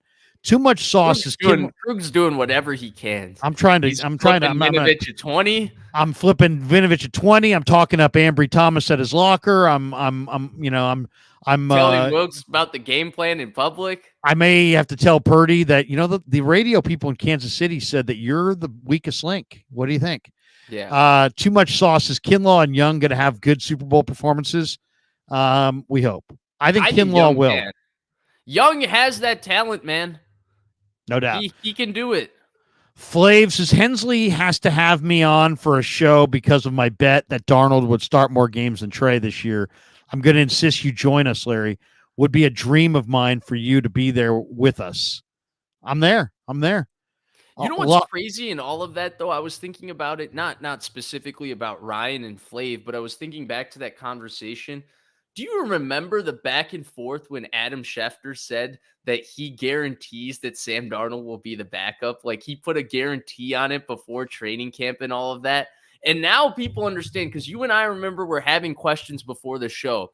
And I would constantly ask the same question. I remember this irritated a lot of people, but I'd always ask the same question. Where did they go out on Trey Lance? And they're like, what do you mean they're out on Trey Lance? And I'd be like, all of this they say doesn't sound like they're in on Trey Lance. And then, of course, people would forget what I say because you took it a step further and where you were like, they're going to trade Trey Lance. And then they got on you. But I remember Schefter said that and people got so mad. And the reason I remembered it today, because Schefter said Ben Johnson wasn't going to be like, it wasn't as set in stone for him to become a head coach. And it turned out to be correct. I was thinking in my head, like, oh my God, the most correct media guy in my lifetime, even though he can be a sellout sometimes, was correct again. Shocker. And I was reminded of that particular quote. It's so funny because that quote was so right on. And as we get more and more information, we realize that it was less of a quarterback battle. Like a lot of our speculation at the time, there was no battle. Correct. Right. Yeah. It was correct. Yeah. There was no battle at all. In fact, they were going to go with anybody. In reality, They were going to go with anybody but Trey Lance. Yeah, as their backup. It was unfortunate. It wasn't. It could have been Allen. Quarterback got healthy. Could have been Darnold. Could have been Brady. Could have been Purdy. Would have anybody but Trey Lance. In a way, I feel bad for the kid because he got dragged. He dragged along for so long. Earlier. He should have traded earlier. They ruined his year. Those conversations, though. Unfortunately, they also didn't have enough healthy quarterbacks where they could trade him at the time. So they kind of strung him along. It's the ugly business of the NFL, man. It's nasty. And they said they were, wanted to do right by him, but in reality, if they really wanted to do right by him, they would have moved him early. But they didn't. They wanted to do right by themselves. And then Florio. Remember, we talked about the Florio speculation of Kirk Cousins for Trey Lance during the combine that was being discussed. Not to rehash it before the Super Bowl. And then they were disingenuous. I got to be honest. They were disingenuous with their "we still believe in Trey." You're not trading the Dallas Cowboys, a great young quarterback, at any point for any reason if you really believe in him. That's just lip service. That was lip service. It was an unfortunate situation because it just was never the right fit for either of them. And it just didn't work. It just didn't work. They decided it didn't work, and it was. The kid deserved better, though. Yeah, the kid deserved better. Of course, that I agree. And that's what I will always say. Like the way it went down for him, it shouldn't have to go down like that for a first-round quarterback drafted at 20 years old. It sucks. Who's that good of a kid? He handled himself well throughout. Oh, he did, and he's not done. Lobs all day said Wilkes did that a couple of times in the second half. He did not disguise enough. And did not adjust fast enough. And Gregory Naramore just says, hey, 10 spot. Just because, hey, I'm Gregory Naramore and I got the big $10. G. All right, Vish, you said, and I don't know if you still have time to do it because now I've kept you forever, but you said you were going to watch Senior Bowl practices. I'm going to go watch Senior Bowl practices. Today was the one drill that I really love watching. It's the O-line, D-line behind where they go one-on-one, right? Right. And you get to see their butts. There is a bunch. Like you get to see that end zone view. Yeah. There's a bunch of great tackles in this draft that are going in the first round, guys that are at the Senior Bowl. Tyler Guyton from Oklahoma, who I was talking to Trent Williams about in the locker room the other day. He really likes him. Talieisi Fuaga from Oregon State, great player. Kingsley Sumatea from BYU, freaky athlete. But I'm going to tell you 3 offensive linemen that are not going in the first round, offensive tackles that you like. that I love. Are they in the Senior Bowl so I can keep And an they're eye in the on Senior Bowl, and you can see Okay, them today cool. at practice. Javon Foster from Missouri. Okay. Super strong hands, good wide base, a really, really good player. Christian Jones from Texas, who's 6'6", 320, didn't even play. He was a soccer player until his junior year of high school in Houston, and he's an academic All-American. He's a 6-year starter. He's working on his master's. Does this guy not sound like Niners resume? Yeah, I mean, and he's got great movement skills. He's 6'6", 320. He looked great. And then the third guy is the Michigan kid, Ladarius Henderson, who was the ASU transfer. Mm-hmm. He wore 73, played left tackle this year for Michigan, 6'4", 315 from Waxahachie, Texas. I don't like the Harbaugh offensive lineman, man. You do or don't? I don't. Okay, with this kid. Do you remember all the Stanford ones when they came out? I know, Josh Garnett. Yeah, no, but this guy though has got great movement. He's already got his degree. He's also working on his master's. Incredibly physical runner, 35-inch arms, super smart. 35-inch arms. 35 and a half inch arms. Trent, Lowry. You know, I'll tell you, this guy's got some vines on him, man. He's got some vines, and when he puts those vice grips on you, you're not going anywhere, Lowry. I'll tell you that right now. Ladarius Henderson, in my mind, is a torn ACL away from me picking him. Trading down and then picking him. I like Trayvon Walker. All right, yeah, this Aiden Hutchinson ain't bad. Hey, but Walker Trayvon well Walker this year. Walker, did you see Walker? I thought Walker played pretty well this year. But not Aiden Hutchinson. They took him over Aiden Hutchinson. You're right, but Colton McKivitz played better versus Aiden Hutchinson than I would have ever thought, especially after what Rashawn Gary did to him. You know what's also annoying about Balky? He calls every coach that he works for coach. You know what he when he had Harbaugh. You know, I'll talk to Coach. And we was talking about Doug Peterson the other day. He's like, Coach really likes him. Said? Did you? Yeah, he's like, you know, a lot of people feel like we missed on some of these picks, but you know, there's a developmental plan, and let's just say we didn't go and develop these guys the way they should have been developed. Trent Baalke is still living in some bizarro world where Keith Reeser and Will Redmond is a Hall of Fame cornerback duo. Yeah, go draft Marcus Lattimore and his torn up knee. All right, Vish, great stuff, man. When are you streaming again? Do you stream again Tomorrow. before? Yeah. It's crazy. I'm loaded up this week. Tomorrow I'll be back with my guy Rohan.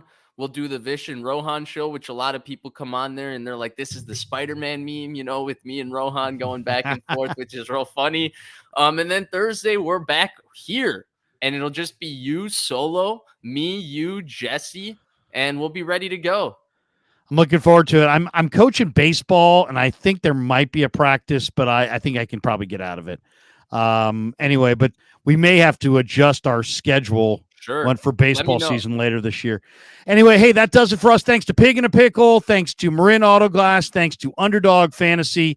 Thanks to all of you guys in the chat. Thanks for all the supers. Check Vish's channel out. If you're not already a subscriber over there, go be a subscriber over there. And I'm back with you tomorrow. Tomorrow's Wednesday, so I do the call-in show with Kev tomorrow. I'll do more videos tomorrow. Thursday, I'm in Santa Clara, and then I'm here with Jesse and Vish. Friday, I'll be streaming all day. Al Sacco. Have you ever had Al Sacco in the house? I have been on with Al Sacco. Al Sacco's the best. Yeah, I like Al Sacco. He's going to join us. Chase Sr. We got a lot coming up. Steve Young, I believe, is going to stop by either Sunday or Monday. So that's looking forward to that to get Super Bowl week kicked off. And then we are to Vegas. Kev and me in Vegas all week long. Should be great. You're going to teach Kev how to handle the casino floors as well? Or he's a pro?